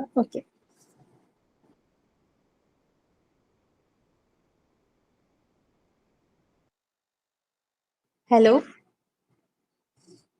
ഓക്കെ ആണോ? അതെ അതെ. ഞാൻ 2020 PG ചെയ്തുകൊണ്ടിരിക്കുന്ന സമയത്താണ് ഈ ഒരു എക്സാമിനേഷൻ വിളിക്കുന്നത്. അപ്പൊ ഇത് പഠിച്ചെടുക്കണമെന്നുള്ളൊരു, അല്ലെങ്കിൽ ഇതിനു വേണ്ടി പ്രിപ്പയർ ചെയ്യണമെന്നുള്ളൊരു രീതിയിലൊന്നും അല്ലായിരുന്നു ഞാൻ അപ്ലൈ ചെയ്തത്. പക്ഷെ ആ ഒരു കോവിഡ് വന്നത് കാരണം എനിക്ക് ആ ഒരു സമയത്ത് ലോക്ക്ഡൌൺ കാരണം കോഴ്സസ് എല്ലാം, ക്ലാസ് PG എല്ലാം ഓൺലൈൻ ആയതുകൊണ്ട് ഒത്തിരി സമയം കിട്ടി. അപ്പൊ ഞാൻ ഇതിനെ ഈ ഒരു രീതിയിൽ യൂട്ടിലൈസ് ചെയ്യാനാണ് വിചാരിച്ചത്. ഇപ്പം ഞാൻ ആദ്യം വിചാരിച്ചത് സ്വന്തമായിട്ട് പ്രിപ്പയർ ചെയ്യാന്നുള്ള രീതിയിൽ തന്നെയാണ് കരുതിയത്. അങ്ങനെ ഞാൻ എൻ്റെ ഡിഗ്രിയിലെ കുറച്ച് എന്താ പറയാ ടെക്സ്റ്റ് ബുക്സ് ഒക്കെ എടുത്തു വെച്ച് നോക്കാൻ തുടങ്ങി. പക്ഷെ നോക്കി തുടങ്ങിയപ്പോൾ എനിക്ക് മനസ്സിലായ ഒരു കാര്യം എന്ന് വെച്ചാല്, നമ്മള് ഡിഗ്രിയിൽ പഠിക്കുമ്പോൾ നമ്മൾ ചിലപ്പോൾ ഒരു essay ക്വസ്റ്റനോ അല്ലെങ്കിൽ ഒരു 5 മാർക്ക് ക്വസ്റ്റനൊക്കെ വേണ്ടുന്ന രീതിയിലായിരിക്കും നമ്മൾ പ്രിപ്പയർ ചെയ്യുന്നത്. പക്ഷെ അതൊരു OMR എക്സാമിലേക്ക് വരുമ്പോൾ അതെങ്ങനെ ക്വസ്റ്റ്യൻ വരുമെന്ന് എനിക്ക് വലിയൊരു ഐഡിയ ഇല്ലായിരുന്നു. എന്തൊക്കെ പോർഷൻസ് പഠിക്കണം, എങ്ങനെ പഠിക്കണം എന്നൊന്നും അറിയത്തില്ലായിരുന്നു. അപ്പൊ ഞാൻ വിചാരിച്ചു അതിനേക്കാളും ഞാനിപ്പോ എനിക്ക് ചിലപ്പോൾ നോക്കിയ ക്വസ്റ്റ്യൻസ് കിട്ടുമായിരിക്കും, പക്ഷെ ഞാൻ അവിടെ പഴയ ക്വസ്റ്റ്യൻ പേപ്പർ, ഇങ്ങനത്തെ OMR ക്വസ്റ്റ്യൻ പേപ്പർ നോക്കുന്നതും പിന്നെ അതിന് കറസ്പോണ്ടിങ് ആയിട്ടുള്ള മെറ്റീരിയൽസ് കളക്ട് ചെയ്യുന്നതെന്ന് പറഞ്ഞാൽ ഒത്തിരി ടൈം കൺസ്യൂം ചെയ്യുന്ന ഒരു പ്രോസസ് ആയിരിക്കും. അതിനേക്കാളും ബെറ്റർ ഒരു ഇൻസ്റ്റിറ്റ്യൂട്ടിൽ ജോയിൻ ചെയ്യുന്നതായിരിക്കും. കാരണം അപ്പൊ ഈ റിസർച്ചും മെറ്റീരിയൽസും എല്ലാം അവർ തന്നെ പ്രൊവൈഡ് ചെയ്യുമല്ലോ. അങ്ങനെ ഒരു ഐഡിയയിലാണ് ഞാൻ ജോയിൻ ചെയ്യാന്ന് വിചാരിച്ചത്. അപ്പോൾ IMS സെലക്ട് ചെയ്യാൻ അന്നത്തെ ഒരു റീസൺ എന്ന് പറഞ്ഞാൽ എൻ്റെ ഒരു ടൈമിന് കൺവീനിയന്റ് ആയിരുന്നു. പിന്നെ ലൈവ് ക്ലാസ് ഉണ്ടായിരുന്നു, അതിന്റെ റെക്കോർഡിംഗ് ഉണ്ടായിരുന്നു, പിന്നെ നോട്ട്സ് പ്രൊവൈഡ് ചെയ്യുന്നുണ്ടായിരുന്നു, പിന്നെ എക്സാംസ് അങ്ങനെ ഫ്രീക്വന്റ് ആയിട്ട് മോഡൽ എക്സാം പോലെ നടത്തുന്നുണ്ടായിരുന്നു. ഇതൊക്കെ കൊണ്ടാണ് IMS അന്ന് ചൂസ് ചെയ്തത്. അപ്പോൾ എന്നെ സംബന്ധിച്ചിടത്തോളം ഞാൻ മാത്സ് മെയിൻ ആണ്. അപ്പോൾ എനിക്ക് മാത്സും സ്റ്റാറ്റും മാത്രമേ ഈ ഒരു 4 ടോപ്പിക്സിൽ അറിയുന്നതായിട്ടുള്ളൂ. അപ്പോൾ ഞാൻ വിചാരിച്ചു ഈ എക്കണോമിക്സും കൊമേഴ്സും എന്ന് പറഞ്ഞാൽ, എക്കണോമിക്സ് നമ്മൾ 10ാം ക്ലാസ് വരെ പഠിച്ചത് നമുക്കറിയാലോ, വളരെ കുറച്ച് മാത്രമേ ഉള്ളൂ എക്കണോമിക്സ്. അത് വെച്ചിട്ട് ഈ ഒരു സിലബസ് നോക്കുമ്പോൾ നിങ്ങൾക്ക് മനസ്സിലാവും മാക്രോയും മൈക്രോയും ഒക്കെ ഒത്തിരി ഉണ്ട്. അപ്പൊ അത് പഠിച്ചെടുക്കുക എന്ന് പറയുന്നത് അത്ര ഈസി ആയിട്ടുള്ള കാര്യമല്ല. അങ്ങനെയാണ് എക്കണോമിക്സിനും കൊമേഴ്സിനും വേണ്ടിയിട്ടാണ് മെയിൻലി ഞാൻ ജോയിൻ ചെയ്തത്. അപ്പം എനിക്ക് ഓർമ്മയുണ്ട്, ഫസ്റ്റ് ക്ലാസ് എനിക്ക് തോന്നുന്നു കൊമേഴ്സ് ആയിരുന്നു എന്നാണ് തോന്നുന്നത്. ഭഗവതി മാമിന്റെ ക്ലാസ് ആയിരുന്നു. അക്കൗണ്ടിങ് ആണ് സ്റ്റാർട്ട് ചെയ്തത്. ഒന്നും അറിയാത്ത ഒരാളായിരുന്നു ഞാന്. ഭയങ്കര എന്താ പറയുക, ബേസിക്കിൽ നിന്നാണ് സ്റ്റാർട്ട് ചെയ്യുന്നത്. വാട്ട് ഈസ് കൊമേഴ്സ് അല്ലെങ്കിൽ വാട്ട് ഈസ് അക്കൗണ്ടിങ് എന്ന് പറയുന്ന ആ ഒരു കുഞ്ഞു കാര്യത്തിൽ നിന്നാണ് തുടങ്ങുന്നത്. നമുക്ക് ഒരിക്കലും ഒരു കൺഫ്യൂഷൻ അടിച്ച് നിൽക്കേണ്ട ഒരു ആവശ്യം അതിൽ വരുന്നില്ല. പിന്നെ ഞാൻ ഫോളോ ചെയ്തിരുന്നതെന്ന് പറഞ്ഞാല്, ഇപ്പോൾ ഇന്ന് ക്ലാസ് ഉണ്ടെങ്കിൽ ആ ക്ലാസ്സിന്റെ നോട്ട്സ് മിക്കവാറും അന്ന് തന്നെ അല്ലെങ്കിൽ അടുത്ത ദിവസം രാവിലെ തന്നെ കിട്ടും. ആ ഒരു സാധനം അടുത്ത ക്ലാസ്സിന് കയറുന്നതിന് മുമ്പ് പഠിച്ചിട്ടേ ഞാൻ കയറത്തുള്ളൂ. അങ്ങനെ ഒരു സ്ട്രാറ്റജിയാണ് ഫോളോ ചെയ്തത്. അത് പഠിച്ച് ഒരു പ്രാവശ്യം റിവൈസ് ചെയ്ത് നോക്കിയിട്ടായിരിക്കും ക്ലാസ്സിൽ കയറുന്നത്. അപ്പൊ നമുക്കൊരു കോൺസെപ്റ്റ് ഭയങ്കര ക്ലിയർ ആയിരിക്കും. പിന്നെ നമുക്ക് അടുത്ത ക്ലാസ് ഇതിന്റെ കണ്ടിന്യൂഷൻ ആയിരിക്കും. ഒരു മൊഡ്യൂൾ തീരാൻ ചിലപ്പോൾ ഒരു 2-3 ക്ലാസ് ഒക്കെ എടുക്കും. അപ്പോ ഇപ്പൊ ഒരു കോൺസെപ്റ്റ് ക്ലിയർ ആണെങ്കിൽ അടുത്ത ദിവസം അതിന്റെ കണ്ടിന്യൂഷൻ പഠിക്കുമ്പോൾ നമുക്കൊരു എന്താ പറയാ, കാണാതെ പഠിക്കേണ്ട ആവശ്യമില്ല. ഒരു ചെയിൻ പോലെ, ഒരു സീക്വൻസ് പോലെ കാര്യങ്ങൾ വളരെ ക്ലിയർ ആയിട്ട് മനസ്സിലാക്കി എടുക്കാനായിട്ട് പറ്റും. അപ്പോൾ ഞാൻ നിങ്ങളോട് പറയുന്നതെന്ന് വെച്ചാല്, അന്നന്നത്തെ പോർഷൻസ് അന്നന്ന് തന്നെ പഠിക്കുക, പെൻഡിങ് വെക്കരുത്. പിന്നെ സാർ പറഞ്ഞതുപോലെ ഇനിഷ്യലി എല്ലാവരും ഇപ്പം തന്നെ എനിക്ക് തോന്നുന്നു ഒരു 134 പേരോളം ഇവിടെ ഉണ്ട്. അപ്പോൾ ഇനിഷ്യൽ ക്ലാസ്സസിൽ ശ്രദ്ധിക്കുമ്പോൾ ഇതുപോലെ നല്ല നമ്പർ ഓഫ് ആൾക്കാർ ക്ലാസ്സിൽ കാണും. പക്ഷെ ഗ്രാജുവലി ഇത് കുറഞ്ഞു വരുന്നതായിട്ട് കാണും. പിന്നെ ഈ ഒരു എക്സാം ഡേറ്റ് വരുമ്പോഴായിരിക്കും ഈ ഒരു ആൾക്കാർ പിന്നെയും തിരിച്ചു വരുന്നത്. പക്ഷെ അപ്പോഴത്തേക്ക് ഒത്തിരി പോർഷൻസ് കവേർഡ് ആയി കഴിഞ്ഞിരിക്കും. പിന്നെ നമുക്കത് കവർ ചെയ്ത് വരിക എന്ന് പറഞ്ഞാൽ ഭയങ്കര ബുദ്ധിമുട്ടായിരിക്കും. അപ്പോൾ ഈ സിലബസ് ഒന്നും നിങ്ങൾ കണ്ട് പേടിക്കണ്ട. കാരണം സിസ്റ്റമാറ്റിക് ആയിട്ടാണ് പോകുന്നത്. എല്ലാ ദിവസത്തെയും പോർഷൻ അന്നന്ന് പഠിച്ചു പോയാൽ മതി. പിന്നെ വീക്ക്ലി ഒരു റിവിഷൻ പോലെ അങ്ങനെ എന്തെങ്കിലും ചെയ്യണം. അല്ലെങ്കിൽ നമുക്ക്, എന്നെ സംബന്ധിച്ചിടത്തോളം ഇപ്പൊ കൊമേഴ്സ് എക്കണോമിക്സ് ഒക്കെ കുറച്ച് ദിവസം കഴിയുമ്പോൾ ഞാൻ മറന്നു തുടങ്ങും. അപ്പൊ ഒരു റിവിഷൻ എന്നെ ഹെൽപ്പ് ചെയ്യുമായിരുന്നു. അതുകൊണ്ട് എനിക്ക് തോന്നിയെന്ന് വെച്ചാല് മെയിൻ ആയിട്ട് ടൈം ഇൻവെസ്റ്റ് ചെയ്യണം, റിവിഷൻ നടത്തണം. എനിക്ക് തോന്നുന്നു ഇപ്പൊ ഞാനിപ്പോ സർവീസിൽ കയറിയപ്പോ എനിക്ക് മനസ്സിലായ കാര്യം എന്ന് പറഞ്ഞാൽ, ആ ഒരു ഡിപ്പാർട്ട്മെന്റ് എന്ന് പറഞ്ഞാൽ ഈ ഒരു 4 സബ്ജക്ട്സ് നല്ല സബ്ജക്ട്സ് ആയതുകൊണ്ടായിരിക്കണം വളരെ ക്വാളിഫൈഡ് ആയിട്ടുള്ള ആൾക്കാരാണ് നമ്മുടെ ഒപ്പം വർക്ക് ചെയ്യുന്നത്.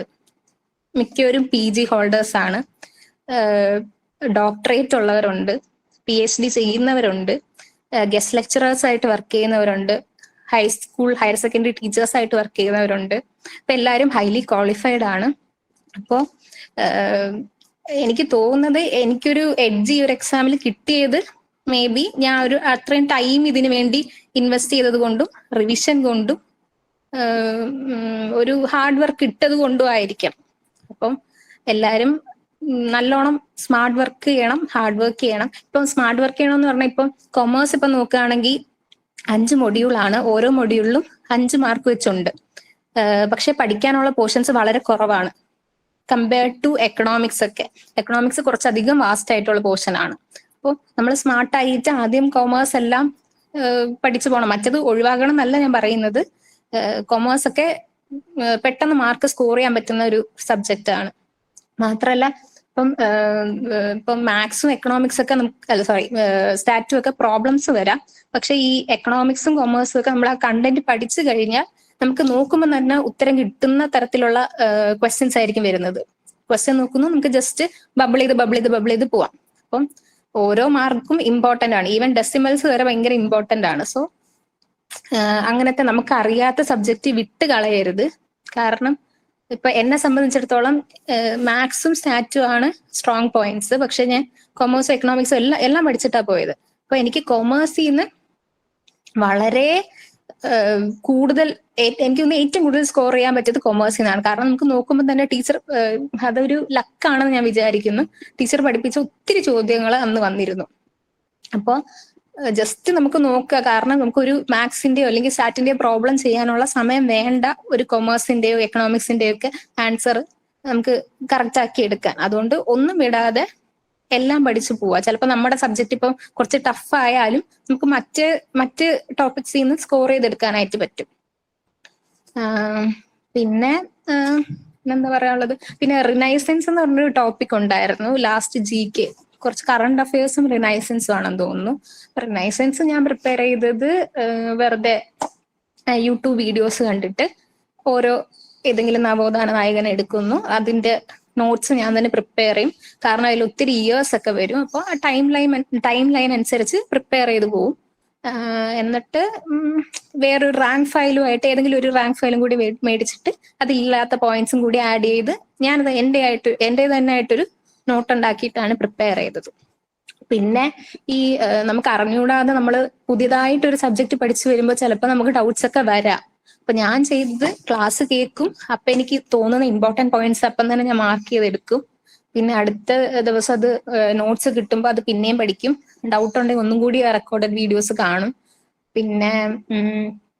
പിന്നെന്താ ചെയ്യാ, പിന്നെ എന്തെങ്കിലും പിന്നെയും എനിക്ക് ഡൗട്ട് തോന്നുകയാണെങ്കിൽ യൂട്യൂബിലെ വീഡിയോസ് ഒക്കെ കാണുമായിരുന്നു. ഒത്തിരി ടീച്ചേഴ്സിന്റെ ഈ +1 +2 റിലേറ്റഡ് ടോപ്പിക്സ് ഒക്കെ ആയതുകൊണ്ട് ഒത്തിരി വീഡിയോസ് ഒക്കെ നമുക്ക് അവൈലബിൾ ആണ്. ഡിഗ്രി ലെവൽ പോർഷൻസ് ഒക്കെ ആയതുകൊണ്ട് അതിന്റെയൊക്കെ വീഡിയോസ് അവൈലബിൾ ആണ്, അതൊക്കെ കാണും.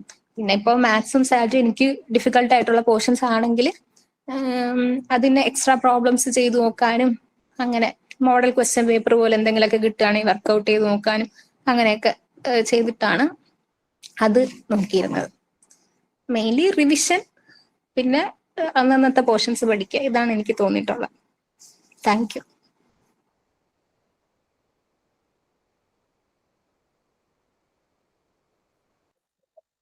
Thank you Karthika.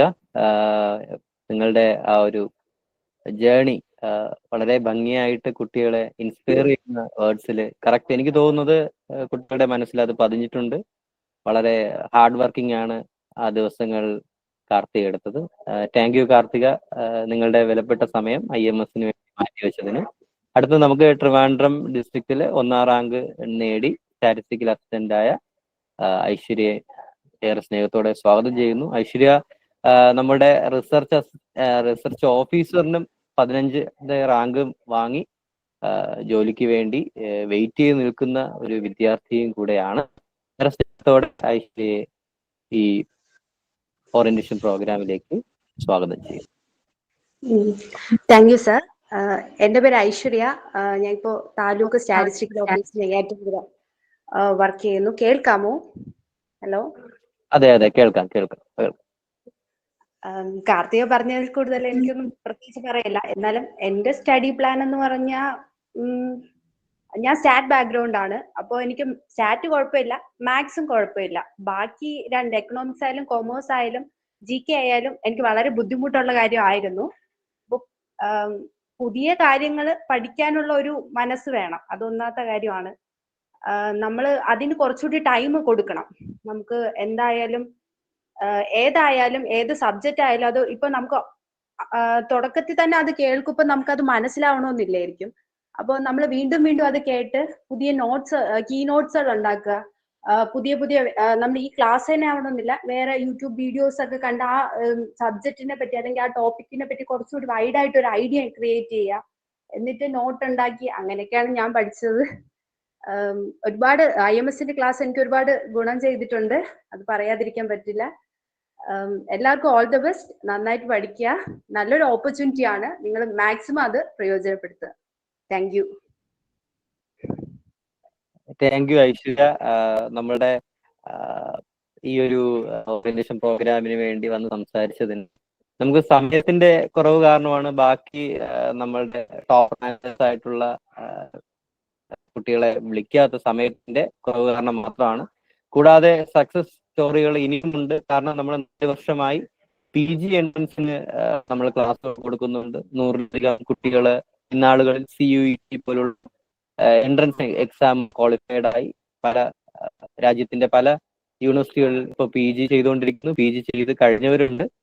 അപ്പോൾ അങ്ങനെയുള്ള ഒരു ജേണിയാണ് IMSന്റെ ജേണി എന്ന് പറയുന്നത്. ഏകദേശം 4 വർഷത്തോളം അതിൽ ഒത്തിരി ആൾക്കാർ ഗവൺമെന്റ് സർവീസിൽ പ്രവേശിച്ചാണ് നമുക്ക് സന്തോഷത്തിന് അർഹമാക്കുന്ന മറ്റൊരു കാര്യം.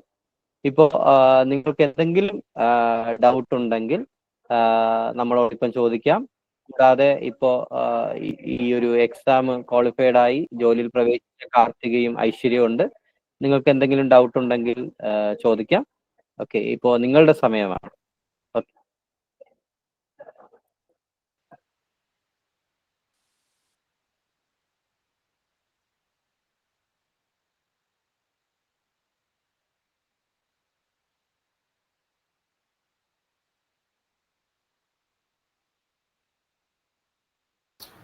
ആർക്കെങ്കിലും എന്തെങ്കിലും ഡൗട്ട്സുകൾ ഉണ്ടെങ്കിൽ ഇപ്പം ചോദിക്കാവുന്നതാണ്. ഒരു കാര്യം കൂടെ, നമ്മൾ ഡിഗ്രി ലെവൽ എക്സാമുകൾ വെച്ച് നോക്കുമ്പോൾ ഇത് ഏറ്റവും നല്ല ജോലികളിലൊന്നാണ്. ഇതൊരു അസിസ്റ്റന്റ് ഗ്രേഡ് ജോബാണ്. അപ്പം ഇത് നിങ്ങൾ പ്രോപ്പറായിട്ട് ഇപ്പം കാർത്തികയും ഐശ്വര്യയൊക്കെ പറഞ്ഞതുപോലെ നിങ്ങൾ അതായിട്ട് വർക്ക് ചെയ്ത് കഴിഞ്ഞാൽ നിങ്ങൾക്ക് ഉറപ്പായിട്ടും കിട്ടും.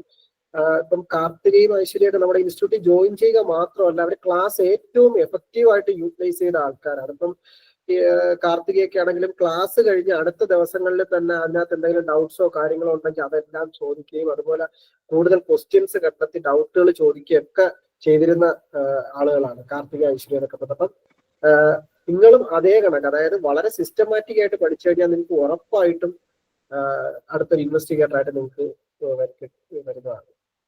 ആർക്കെങ്കിലും എന്തെങ്കിലും ഡൗട്ട്സോ കാര്യങ്ങളോ ഒക്കെ ഉണ്ടെങ്കിൽ. ഹലോ സർ, കേൾക്കാമോ?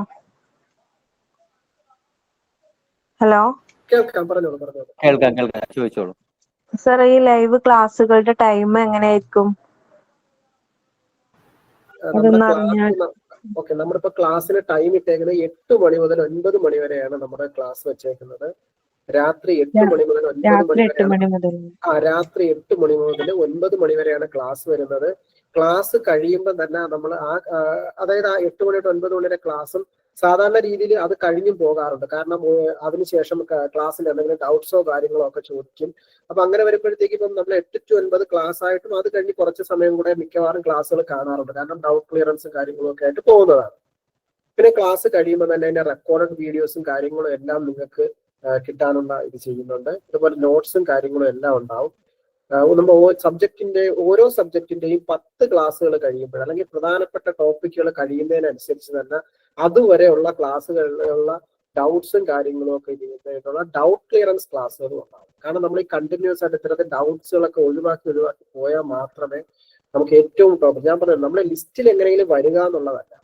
നിങ്ങളിപ്പം കാര്യം കൂടെ സ്റ്റാറ്റിസ്റ്റിക്കൽ അസിസ്റ്റന്റ് എക്സാമിന് ഇപ്പം ഒരാൾക്ക് കിട്ടിയേക്കുന്ന റാങ്ക് ഇപ്പം 45ാമത്തെ റാങ്ക് കിട്ടി എന്ന് പറയുമ്പോൾ അതിനകത്തൊരു അത്ര ഒരു വലിയതല്ല. നമ്മളെ സംബന്ധിച്ചെന്ന് പറഞ്ഞു കഴിഞ്ഞാൽ നമ്മളൊരു 30 റാങ്കിനുള്ളിൽ വരാനാണ് എപ്പോഴും ശ്രമിക്കേണ്ടത്. കാരണം നമ്മളെ എപ്പോഴും ശ്രമിക്കേണ്ട ഏറ്റവും ടോപ്പ് വരാനാണ്. അപ്പൊ നമുക്ക് ആ ജോലി കിട്ടുന്ന ഒരു പൊസിഷനിലേക്ക് വരും. അതുകൊണ്ട് നിങ്ങൾ എല്ലാ റാങ്കുകൾക്കും ജോലി ഉണ്ടെന്ന് കരുതി അങ്ങനെ നിങ്ങൾ ഒരിക്കലും, അതായത് ഞാനിപ്പോ പലപ്പോഴും കാണാറുണ്ട്. ഇപ്പം ഏതോ ഒരു ഞാനൊരു ഇതിനകത്ത് കണ്ടതാണ് 57ാമത്തെ റാങ്ക് ഏതോ ജില്ല, അല്ല 57 അല്ല, എനിക്ക് തോന്നുന്നു 72ഓ 73ാമത്തെ റാങ്കോ ഏതോ ഒരു ജില്ലയിൽ ഇത് കിട്ടിയേക്കുന്ന ഒരു ഇതായിട്ടൊക്കെ ചിന്തിക്കുന്നുണ്ട്. പക്ഷെ അത് നമ്മൾ അങ്ങനെയല്ല, നമ്മൾ ഏറ്റവും ടോപ്പ് വന്നാൽ മാത്രമേ ഇത് കിട്ടത്തുള്ളൂ. കാരണം ഇത് അസിസ്റ്റന്റ് ഗ്രേഡ് ജോബാണ്. പിന്നെ ഈ ചില ആൾക്കാർ ഈ വേക്കൻസിയുടെ കാര്യങ്ങളൊക്കെ ചോദിച്ചു നമുക്കത് കൃത്യമായിട്ട് നമുക്ക് പറയാൻ പറ്റത്തില്ല. പക്ഷേ നമുക്ക് നേരത്തെ ഇപ്പം നോക്കിക്കഴിഞ്ഞാൽ ഇപ്പം മലപ്പുറം ജില്ലയിലൊക്കെ ഏകദേശം ഒത്തിരി ആൾക്കാർക്ക്, ഏകദേശം എനിക്ക് തോന്നുന്നു 50-നടുത്ത ആൾക്കാർക്ക് ഇതൊരു അഡ്വൈസ് ആയിട്ടുള്ള ജില്ലയാണ്. അങ്ങനെ ഓരോ ജില്ലയിലും അത് കണക്ക് പല ജില്ലയിലും പല രീതിയാണ്. അതേസമയം വയനാട് ജില്ല നോക്കിക്കഴിഞ്ഞാൽ ഏറ്റവും കുറവ് അഡ്വൈസ് എനിക്ക് തോന്നുന്നു വയനാടാണ്. ഏകദേശം ഒരു 18-19 അഡ്വൈസേ പോയിട്ടുണ്ട്. അത് പല ജില്ലയിലും പല രീതിയിലാണ്. തിരുവനന്തപുരത്ത് അത്യാവശ്യം നല്ല നമ്പർ പോയിട്ടുണ്ട്. അപ്പൊ അത് നമുക്ക് കൃത്യമായിട്ട് പറയാൻ പറ്റില്ല. പക്ഷെ നിങ്ങൾ പ്രോപ്പറായിട്ട് കൃത്യമായിട്ട് നിങ്ങളുടെ ക്ലാസ്സുകൾ ഫോളോ ചെയ്ത് പഠിച്ചു കഴിഞ്ഞാൽ നിങ്ങൾക്ക് 100% ഈ എക്സാം ക്രാക്ക് ചെയ്യാൻ പറ്റും. മറ്റ് ഇപ്പം എൻ്റെ ഒരു അനുഭവത്തിലൊക്കെ പറയുകയാണെന്നുണ്ടെങ്കിൽ മറ്റ് ഉള്ള എക്സാമുകൾ വെച്ച് നോക്കിക്കഴിഞ്ഞാൽ നിങ്ങൾക്ക് വളരെ പെട്ടെന്ന്, അതായത് ഈ ഒരു 6-7 മാസം നിങ്ങൾ വർക്ക് ചെയ്ത് കഴിഞ്ഞാൽ നിങ്ങൾ ഉറപ്പാണ് നിങ്ങൾക്ക് സർവീസ് ഉറപ്പായിട്ടിരിക്കാൻ. പിന്നെ ഒരു കാര്യം കൂടെ പറയട്ടെ. എന്നെ ഒരുപാട് കുട്ടികൾ ചോദിച്ചു എവിടെയാണ് നമ്മൾ ഏത് ജില്ലയിലാണ് വയ്ക്കേണ്ടതെന്നുള്ളത്. അപ്പോൾ നിങ്ങൾ മനസ്സിലാക്കുക, നിങ്ങൾ ഏതെങ്കിലും റിസർവേഷന് അർഹരായിട്ടുള്ളവരാണെങ്കിൽ ആ ഒരു പോപ്പുലേഷൻ കുറഞ്ഞ ജില്ലയിൽ വയ്ക്കാൻ ശ്രമിക്കുകയും, കൂടാതെ മലപ്പുറം, തിരുവനന്തപുരം, പാലക്കാട് എന്നീ ജില്ലകളിലാണ് കൂടുതൽ അഡ്വൈസ് വരുന്നത്. കാരണം കൂടുതൽ പഞ്ചായത്തുകൾ ഉള്ളത് ഇവിടെയൊക്കെയാണ്. അപ്പോൾ അവിടെ മാത്രം നോക്കി മാക്സിമം വയ്ക്കാൻ ശ്രമിക്കുക. റിസർവേഷൻ ഇല്ലാത്തവര് തിരുവനന്തപുരത്താണ് തിരുവനന്തപുരത്ത് തന്നെ വയ്ക്കാൻ നോക്കുക. അല്ല, നിങ്ങളിപ്പോൾ മലപ്പുറത്താണുള്ളവരെങ്കിൽ മലപ്പുറത്ത് തന്നെ വയ്ക്കാൻ നോക്കുക. അല്ലാതെ നിങ്ങൾ ഒരു ധാരണ ഉണ്ടാവരുത്. കാരണം പോലീസ് മറ്റ് ഫോഴ്സുകളിലെ പോലെ ഏതെങ്കിലും ഇടുക്കിയോ അങ്ങനെയൊക്കെ സ്ഥലങ്ങളിൽ വച്ചെന്ന് കരുതി കട്ട് ഓഫ് കുറയണമെന്നില്ല.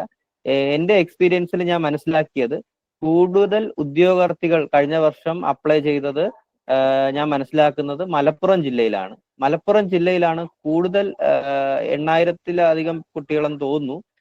അവിടെയാണ് കൂടുതൽ കട്ട് ഓഫും വന്നത്. ക്ലിയർ. പിന്നെ മനസ്സിലാകുന്നത് ആലപ്പുഴ എന്ന് പറയുന്ന ഡിസ്ട്രിക്റ്റിൽ കട്ട് ഓഫ് താരതമ്യേന കുറവായിരുന്നു. അപ്പോൾ ഇപ്പം ആലപ്പുഴയിൽ 29 മാർക്ക് കിട്ടിയവർ ഫസ്റ്റ് റാങ്ക് അല്ലെങ്കിൽ സെക്കൻഡ് റാങ്കോ അല്ലെങ്കിൽ ഒരു 10ന്റെ റാങ്കിന്റെ അകത്ത് വന്നെങ്കിൽ, പക്ഷെ മറ്റ് ഡിസ്ട്രിക്റ്റുകളിൽ അവരുടെ റാങ്ക് ഇതേ മാർക്ക് കിട്ടിയവരുടെ റാങ്ക് എന്ന് പറയുന്നത് 30-40 ഒക്കെ വരാം. അപ്പോൾ നിങ്ങൾ ഏത് ജില്ലയാണ് ചൂസ് ചെയ്യുന്നത് എന്നുള്ളത് വളരെ ഇമ്പോർട്ടൻ്റ് കാര്യമാണ്.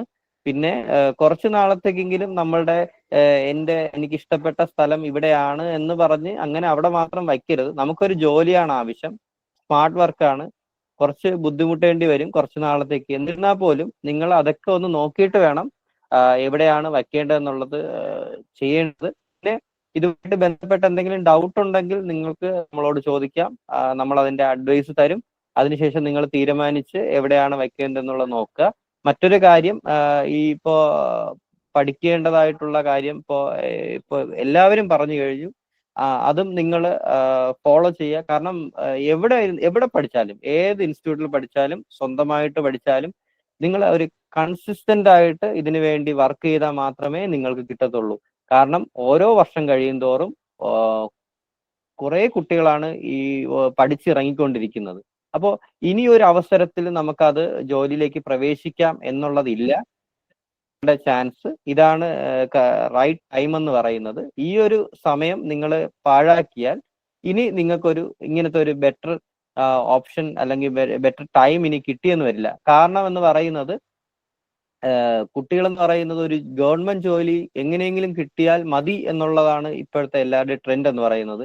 പിന്നെ മറ്റൊരു കാര്യം എന്ന് പറയുന്നത്, ഈ ഞാൻ മനസ്സിലാക്കുന്നത് സെക്രട്ടേറിയറ്റ് അസിസ്റ്റന്റ് അങ്ങനെ പോലുള്ള എക്സാമുകളുണ്ട്. അതിന്റെയൊക്കെ ഒരു പ്രധാന പ്രശ്നം അതിന്റെ വേക്കൻസികൾ നിങ്ങൾ നോക്കുക.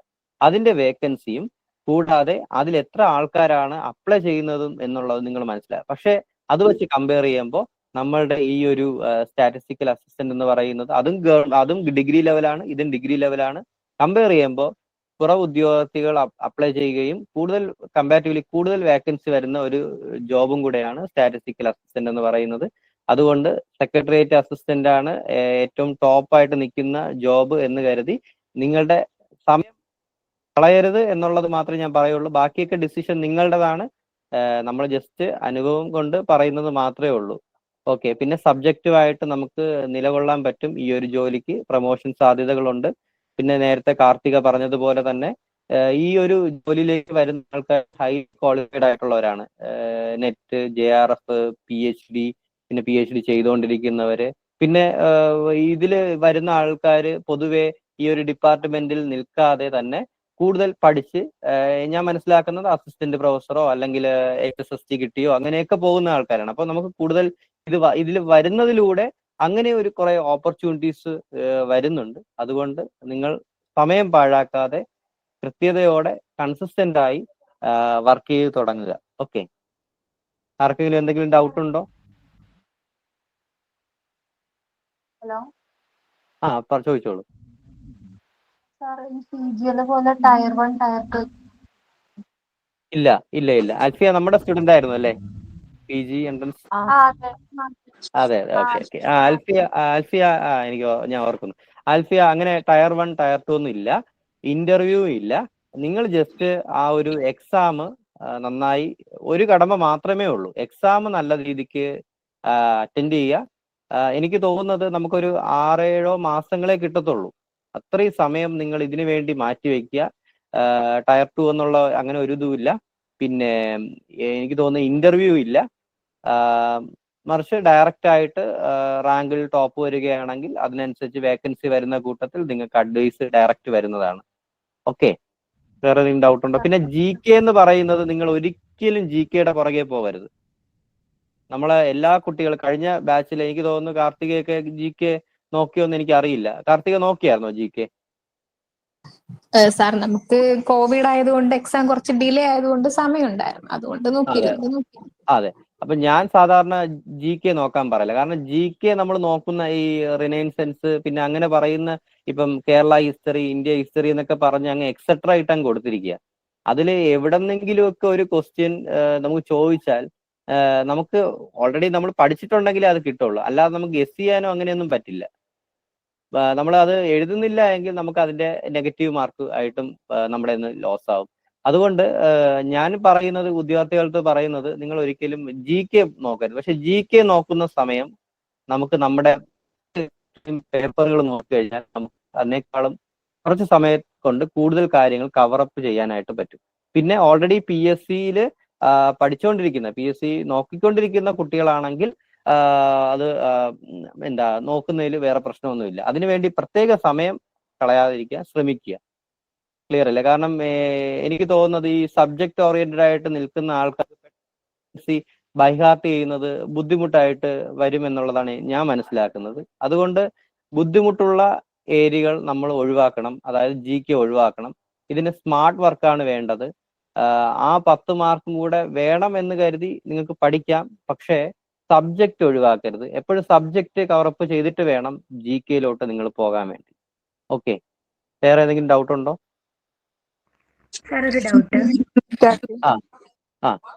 ചോദിച്ചോളൂ. കേൾക്കാൻ പറ്റില്ല.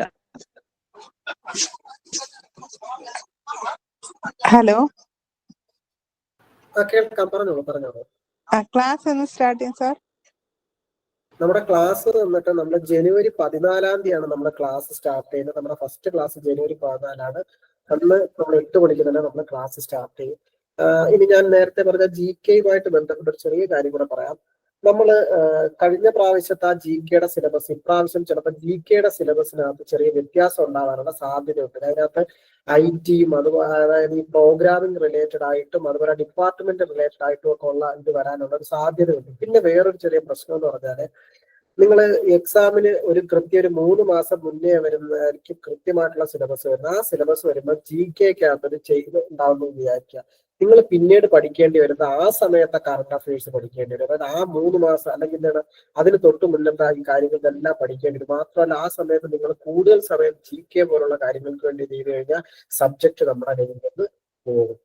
ഓക്കെ, അതുപോലെ നേരത്തെ ഒരാൾ മെസ്സേജ് ഇട്ടിരുന്നു, നമ്മുടെ എങ്ങനെയാണ് നമ്മുടെ ഒരു ക്ലാസിന്റെ രീതി. നമ്മൾ നേരത്തെ അത് ഒത്തിരി വട്ടം പറഞ്ഞതാണ്. നമ്മൾ ആദ്യം ബേസിക് ആയിട്ട് കഴിഞ്ഞ പ്രാവശ്യത്തെ സിലബസ് ആണ് നമ്മൾ ഫോളോ ചെയ്യുന്നത്. ആദ്യം ആ സിലബസ് എടുത്തിട്ട് നമ്മൾ അതിനകത്ത് ബേസിക് ആയിട്ട് ആ സിലബസ് പഠിക്കണമെങ്കിൽ നിങ്ങൾ എന്തൊക്കെ പഠിക്കണം എന്നുള്ളത് നോക്കിയിട്ട് അതിനൊക്കെ ഇതിന്റെ രീതിയിൽ ഒരു ബേസ് ലെവലായിട്ടുള്ള ക്ലാസ്സുകളായിരിക്കും ആദ്യം തരുന്നത്. ഈ ബേസ് ലെവൽ ക്ലാസ്സുകളുടെ പ്രത്യേകത എന്ന് പറയുമ്പോഴത്തേക്ക് ആർക്കും ഫോളോ ചെയ്യാൻ പറ്റുന്ന രീതിയിലായിരിക്കും. അതായത് സ്റ്റാറ്റിസ്റ്റിക്സ് ഒക്കെ ആകുമ്പോഴത്തേക്ക് അത് ഏറ്റവും ബേസിക് ആയിട്ട് വരുന്ന കാര്യങ്ങൾ മറ്റുള്ളവർക്കും കൂടെ അത് ഫോളോ ചെയ്യാൻ വേണ്ടിയിട്ട്. അതിനുശേഷം നമ്മൾ ആ ഒരു സിലബസിലേക്ക് കയറിയതിനു ശേഷം ആണ് നമ്മൾ ക്ലാസ്സുകൾ എടുക്കുക. അതുപോലെ നമ്മുടെ സിലബസിനകത്ത് ചേഞ്ച് ഉണ്ടാകുമോ ഇല്ലയോ എന്നുള്ളതും ചിലർ ചോദിച്ചിരുന്നു. ചേഞ്ച് ഉണ്ടാകാം, പക്ഷേ നമ്മുടെ സ്റ്റാറ്റിസ്റ്റിക്സിനെയും അതുപോലെ മാത്തമെറ്റിക്സിനെയും ഒക്കെ സംബന്ധിച്ച് വലിയ ചേഞ്ചസ് ഒന്നും ഉണ്ടാവത്തില്ല. ചേഞ്ച് ഉണ്ടാവാൻ സാധ്യതയുള്ള ഒരു സബ്ജക്ട് എന്ന് പറയുന്നത് എക്കണോമിക്സ് ആണ്, കൊമേഴ്സ് ആണ്. അതിൽ തന്നെ കൊമേഴ്സിന് വലിയ ചേഞ്ച് ഉണ്ടാവാനുള്ള സാധ്യത കാണുന്നില്ല. എന്നാലും ചിലപ്പോൾ ചേഞ്ച് ഉണ്ടാവും. എക്കണോമിക്സിൽ ചിലപ്പോൾ ചേഞ്ചുകൾ ഉണ്ടാകാം. അങ്ങനെ ചേഞ്ച് വന്നാൽ നിങ്ങൾ പേടിക്കേണ്ട യാതൊരുവിധ കാര്യമില്ല. ഈ എക്സാമിന് കൃത്യം ഒരു 3-4 മാസം മുന്നേ തന്നെ സിലബസ് കറക്റ്റ് ആയിട്ടുള്ള സിലബസ് വരും. നമ്മൾ ആ സമയത്ത് എന്ത് ചെയ്യും, നമ്മൾ ഏതൊക്കെ പോർഷൻസ് ആണോ വേണ്ടാത്തത് അല്ലെങ്കിൽ ഏതൊക്കെ പോർഷൻസ് പുതുതായിട്ട് ആഡ് ചെയ്യണം അതെല്ലാം നിങ്ങളടുത്ത് പറഞ്ഞിട്ട് അതനുസരിച്ചിട്ട് നമ്മൾ ക്ലാസ് നോക്കുക. അപ്പൊ നിങ്ങൾക്ക് കറക്റ്റ് ഒരു പ്രോപ്പർ ആയിട്ടുള്ള ട്രാക്കിലേക്ക് കയറി തന്നെ പോകാൻ പറ്റും. കാരണം ആ സമയത്ത് നമ്മൾക്ക് ഓൾറെഡി കുറെ ബേസിന്റെ സബ്ജക്റ്റിന്റെ കാര്യങ്ങളും എല്ലാം കൊണ്ട് നമുക്ക് എല്ലാം കൊണ്ടും ഓക്കെ ആയിരിക്കും. അപ്പൊ അതാണ് നമ്മുടെ ഒരു ക്ലാസിന്റെ ഒരു രീതി എന്ന് പറയുന്നത്. ആർക്കെങ്കിലും എന്തെങ്കിലും ഡൗട്ടുകൾ ഇനി ഉണ്ടെങ്കിൽ ചോദിക്കാം. സാർ ഒരു ഡൗട്ട് ഉണ്ട്. Sir in case online class മിസ്സായി കഴിഞ്ഞാൽ നിങ്ങൾക്ക് റെക്കോർഡ് ക്ലാസ് എങ്ങനെയായിരിക്കും പ്രൊവൈഡ് ചെയ്യുക സർ? റെക്കോർഡ് ക്ലാസ് നിങ്ങൾക്ക് കിട്ടും. നിങ്ങൾക്ക് ഡ്രൈവ് വഴി കിട്ടും. നമ്മുടെ ഡ്രൈവിലേക്കുള്ള ഇത് തരും. അപ്പൊ നിങ്ങൾക്ക് അത് ഡ്രൈവ് വഴി നിങ്ങൾക്ക് ആക്സസ് ചെയ്യാനുള്ള ഓപ്ഷൻസ് ഉണ്ടാവും. അതുപോലെ തന്നെ ഇപ്പം നിങ്ങൾക്ക് ലൈവ് ക്ലാസ്സുകൾ അറ്റൻഡ് ചെയ്യാൻ പറ്റാത്ത ഒരാളാണെന്ന് വിചാരിക്കുക. അതിന് വേണ്ടിയിട്ടാണ് നമ്മൾ എന്ത് ചെയ്തേക്കുന്നത്, ഈ ഓരോ 10 അതായത് ഓരോ സബ്ജക്റ്റിന്റെയും മെയിൻ പോർഷൻസ് കഴിയുന്ന സമയത്ത് ഡൗട്ട് ക്ലിയറൻസിന് വേണ്ടിയിട്ടുള്ളത് വയ്ക്കുന്നത്. ആ സമയത്ത് നിങ്ങൾക്ക് എന്ത് ചെയ്യാം, അത് ഉറപ്പായിട്ട് നിങ്ങൾ അറ്റൻഡ് ചെയ്യുക. മാത്രമല്ല നിങ്ങൾ ഈ ലൈവ് ക്ലാസ്സുകൾ മാക്സിമം യൂട്ടിലൈസ് ചെയ്യണം. അപ്പോഴും മാത്രമേ നമുക്ക് എന്ത് ചെയ്യാൻ പറ്റത്തുള്ളൂ, ഇതുപോലുള്ള എക്സാമ്പിൾ നമുക്ക് ക്വാളിഫൈ ചെയ്യാനായിട്ട് പറ്റത്തുള്ളൂ. നമ്മളിപ്പോൾ ഒരു റെക്കോർഡർ ഓൾറെഡി നമ്മൾ ഓൾറെഡി നേരത്തെ എടുത്ത നമ്മുടെ റെക്കോർഡർ ക്ലാസ്സുകളെല്ലാം നമ്മുടെ കയ്യിലുണ്ട്. ആ സിലബസിൽ കംപ്ലീറ്റ് ആയിട്ട് എടുത്ത റെക്കോർഡർ ക്ലാസ്സിലും കാര്യങ്ങളും എല്ലാം ഉണ്ട്. പക്ഷേ നമ്മൾ ആ ഒരു റെക്കോർഡർ ക്ലാസ് തന്നെ നമുക്ക് വേണമെങ്കിൽ വീണ്ടും ഉപയോഗിച്ച് അപ്പത്തെ നോട്ട് ഒന്നും കൊടുക്കാം. പക്ഷെ അതൊരിക്കലും ഒരു പ്രോപ്പർ ആയിട്ടുള്ള ഇതാണെന്ന് എനിക്ക് തോന്നുന്നില്ല. കാരണം അന്ന് ചിലപ്പം കുട്ടികൾക്ക് അത് പഠിപ്പിച്ചപ്പോൾ ഉണ്ടായ ഡൗട്ടുകൾ ആയിരിക്കത്തില്ല ഇപ്പോഴും നിങ്ങൾക്ക് പഠിപ്പിക്കുന്ന സമയത്ത് ഉണ്ടാവുക. കാരണം അന്നത്തെ കുട്ടികളുടെ ലെവൽ ആയിരിക്കത്തില്ല ഇപ്പോഴത്തെ കുട്ടികൾക്ക് വരുന്നത്. മാത്രമല്ല നിങ്ങൾക്ക് ഇങ്ങനെ ലൈവായിട്ടാകുമ്പോൾ ഒരു ഇന്ററാക്ഷൻ വരുമ്പോൾ നിങ്ങൾക്ക് അത് കേട്ടിരിക്കാൻ തോന്നും. ഇപ്പൊ ഞാനൊരു ക്ലാസ് എടുക്കുന്നെന്ന് വിചാരിക്കുക, ഞാനൊരു 10 മിനിറ്റ് ഒരു സാധനം പഠിപ്പിച്ചു.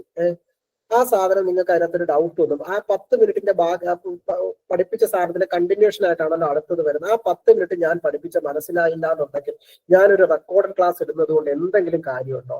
അതായത് എന്റെ ക്ലാസ് 50 മിനിറ്റ് ഉണ്ടെന്ന് വിചാരിക്കുക. ആദ്യത്തെ 10 മിനിറ്റേ നിങ്ങൾക്ക് മനസ്സിലായില്ല, പിന്നെ നിങ്ങൾ അത് കേട്ടിരുന്നിട്ട് യാതൊരുവിധ കാര്യമില്ല. അതുകൊണ്ട് തന്നെയാണ് നമ്മൾ ആ ക്ലാസ്സുകൾ വീണ്ടും ഉപയോഗിക്കാനും ഒന്നും ചെയ്യാത്തത്. അതേസമയം നിങ്ങൾ ഈ 10 മിനിറ്റ് കേട്ടപ്പോൾ ഡൗട്ട് വന്നപ്പോൾ ക്ലാസ്സിൽ തന്നെ ചോദിക്കുമ്പോൾ നമ്മൾ ആ ഡൗട്ട് ക്ലാസ്സിൽ തന്നെ ക്ലിയർ ചെയ്യുന്നു. അതിനുശേഷം നിങ്ങൾക്ക് ഇപ്പൊ എന്താണ്, ഇപ്പം ചിലപ്പോൾ ക്ലാസ്സിന്റെ സമയം കൂടി പോകായിരിക്കും, പക്ഷെ എന്തായിരിക്കും, അത് കൃത്യം കറക്റ്റ് ക്ലാസ് ആയിരിക്കും. അതായത് നിങ്ങൾക്ക് എല്ലാവർക്കും അത് കൃത്യമായിട്ട് മനസ്സിലാക്കി തന്നെ നിങ്ങൾക്ക് എന്ത് ചെയ്യാൻ പറ്റും, പോകാൻ പറ്റും. അതായത് ഒരു ഇന്ററാക്ഷൻ ക്ലാസ് ആകുമ്പോൾ നിങ്ങൾക്ക് വരുന്ന ചെറിയ ചെറിയ ഡൗട്ടുകൾ പോലും ക്ലിയർ ചെയ്ത് പോകാൻ പറ്റും. ഇപ്പൊ ഒരു സ്റ്റാറ്റിസ്റ്റിക്സ് സ്റ്റുഡന്റ് ആണെങ്കിൽ ചിലപ്പോൾ സ്റ്റാറ്റ് ക്ലാസ്സിൽ യാതൊരുവിധ ഡൗട്ടും ഇല്ലാതെ മുന്നോട്ട് പോകും. പക്ഷെ ഒരു കൊമേഴ്സ് വിദ്യാർത്ഥിക്ക് അല്ലെന്നുണ്ടെങ്കിൽ എക്കണോമിക്സ് ആയിട്ട് ചിലപ്പോൾ എന്ത് ചെയ്യാം, ഇതിനകത്ത് ഡൗട്ടുകൾ വരാം. അത് കിടക്ക് ഓരോ സബ്ജക്റ്റിനെ എടുക്കുമ്പോൾ ആ അത്തരത്തിലുള്ള പ്രശ്നങ്ങളും കാര്യങ്ങളൊക്കെ വരാം. അതുകൊണ്ടാണ് നമ്മൾ ഈ ലൈവ് ക്ലാസ്സുകൾ അല്ലെങ്കിൽ ഈ ഇന്ററാക്ഷൻ ക്ലാസ്സുകൾ ഏറ്റവും യൂസ്ഫുൾ ആവുന്നത്. ഇപ്പം നമുക്കത് ഏറ്റവും എക്സ്പീരിയൻസ് ചെയ്തിട്ടുള്ളതെന്ന് പറഞ്ഞു കഴിഞ്ഞാൽ നമ്മുടെ കഴിഞ്ഞ എക്സാമുകളുടെ ഒക്കെ ആയിക്കഴിഞ്ഞാൽ അത് ഏറ്റവും നമുക്ക് യൂസ്ഫുൾ ആയിട്ടാണ് തോന്നിയിട്ടുള്ളത്. ഇപ്പം നമ്മൾ സ്ഥിരമായിട്ട് PGMS ക്ലാസ്സിൽ കണ്ടക്ട് ചെയ്യുന്നതാണ്. അതിനകത്തൊക്കെ നമുക്കിപ്പം നേരത്തെ നമ്മുടെ സ്റ്റുഡന്റ് സംസാരിച്ചിരുന്നു. അപ്പം പുള്ളിക്കാരി അവരൊക്കെ ആണെങ്കിൽ അതൊക്കെ കറക്റ്റ് ക്ലാസ് ചെയ്യുന്നു ചോദിക്കുന്നു. അതായത് ഒരു പ്രോപ്പർ വേയിൽ നിങ്ങൾക്ക് പോയി കഴിഞ്ഞാൽ ഉറപ്പായിട്ടും ആ ഒരു ഇത് കിട്ടും. ഇപ്പം നമ്മൾ നേരത്തെ ഇവിടെ ഇപ്പം ഇതില് യാദൃശ്ചികമായിട്ട് വന്ന അൽഫിയ ഓൾറെഡി നമ്മുടെ സ്റ്റുഡന്റ് ആയിരുന്നു. ഇപ്പം നിലവിൽ കുസാറ്റില് PG പഠിച്ചുകൊണ്ടിരിക്കുന്ന ആളാണ്. അപ്പം അൽഫിയൊക്കെ എന്ന് പറയുന്നത് പ്രോപ്പർ ആയിട്ടുള്ള രീതിയിൽ പഠിച്ചതിനകത്തേക്ക് വന്നതാണ്. അതാണ് അതായത് ഈ ഒരു ഓൺലൈൻ ക്ലാസ്സുകളുടെ ഏറ്റവും യൂസ്ഫുൾ എന്ന് പറയുന്നത് അത് തന്നെയാണ്. അൽഫിയ കുസാറ്റല്ലേ പഠിക്കുന്നത് ഇപ്പം നിലവില്? ഓക്കെ കുസാറ്റിലാണ് ഇപ്പൊ പഠിച്ചുകൊണ്ടിരിക്കുന്നത്. അതെന്ന് പറയുന്ന ആ ലൈവ് ക്ലാസ്സുകൾ നമ്മൾ മാക്സിമം യൂട്ടിലൈസ് ചെയ്താൽ നിങ്ങൾക്ക് അത് ഉറപ്പായിട്ടും ചെയ്യാൻ പറ്റും. ഓക്കെ, ആർക്കെങ്കിലും എന്തെങ്കിലും നമ്മൾ ചോദിക്കാം? സർ ഫീസിന്റെ സ്ട്രക്ചർ ഒന്ന് പറയോ?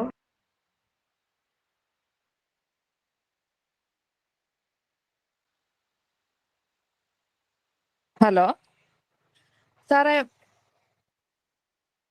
ഹലോ കേൾക്കാം, കേൾക്കാൻ പറഞ്ഞോളൂ. പറ്റുമോ? കേൾക്കാം. സാർ, നമ്മുടെ ഈ സിലബസിൽ തന്നിരിക്കുന്ന എല്ലാ പോർഷൻസും നമ്മുടെ ഈ ലൈവ് സെഷൻസ് വരെ നമുക്ക് കംപ്ലീറ്റ് ചെയ്ത് പറ്റുമോ?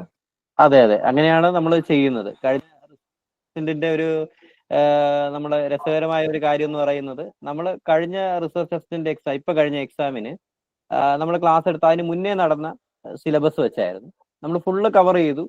ലാസ്റ്റ് നിമിഷം 3 മാസം മുന്നെയാണ് പുതിയ സിലബസ് വരുന്നത്. ഇപ്പൊ എൻ്റയർലി ഡിഫറെന്റ് ആയിരുന്നു. സാറ് പറഞ്ഞതുപോലെ മാത്തമാറ്റിക്സിലും സ്റ്റാറ്റിസ്റ്റിക്സിലും അങ്ങനെ കോർ പേപ്പറിലും അതിലൊന്നും വലിയ ചേഞ്ച് ഇല്ല.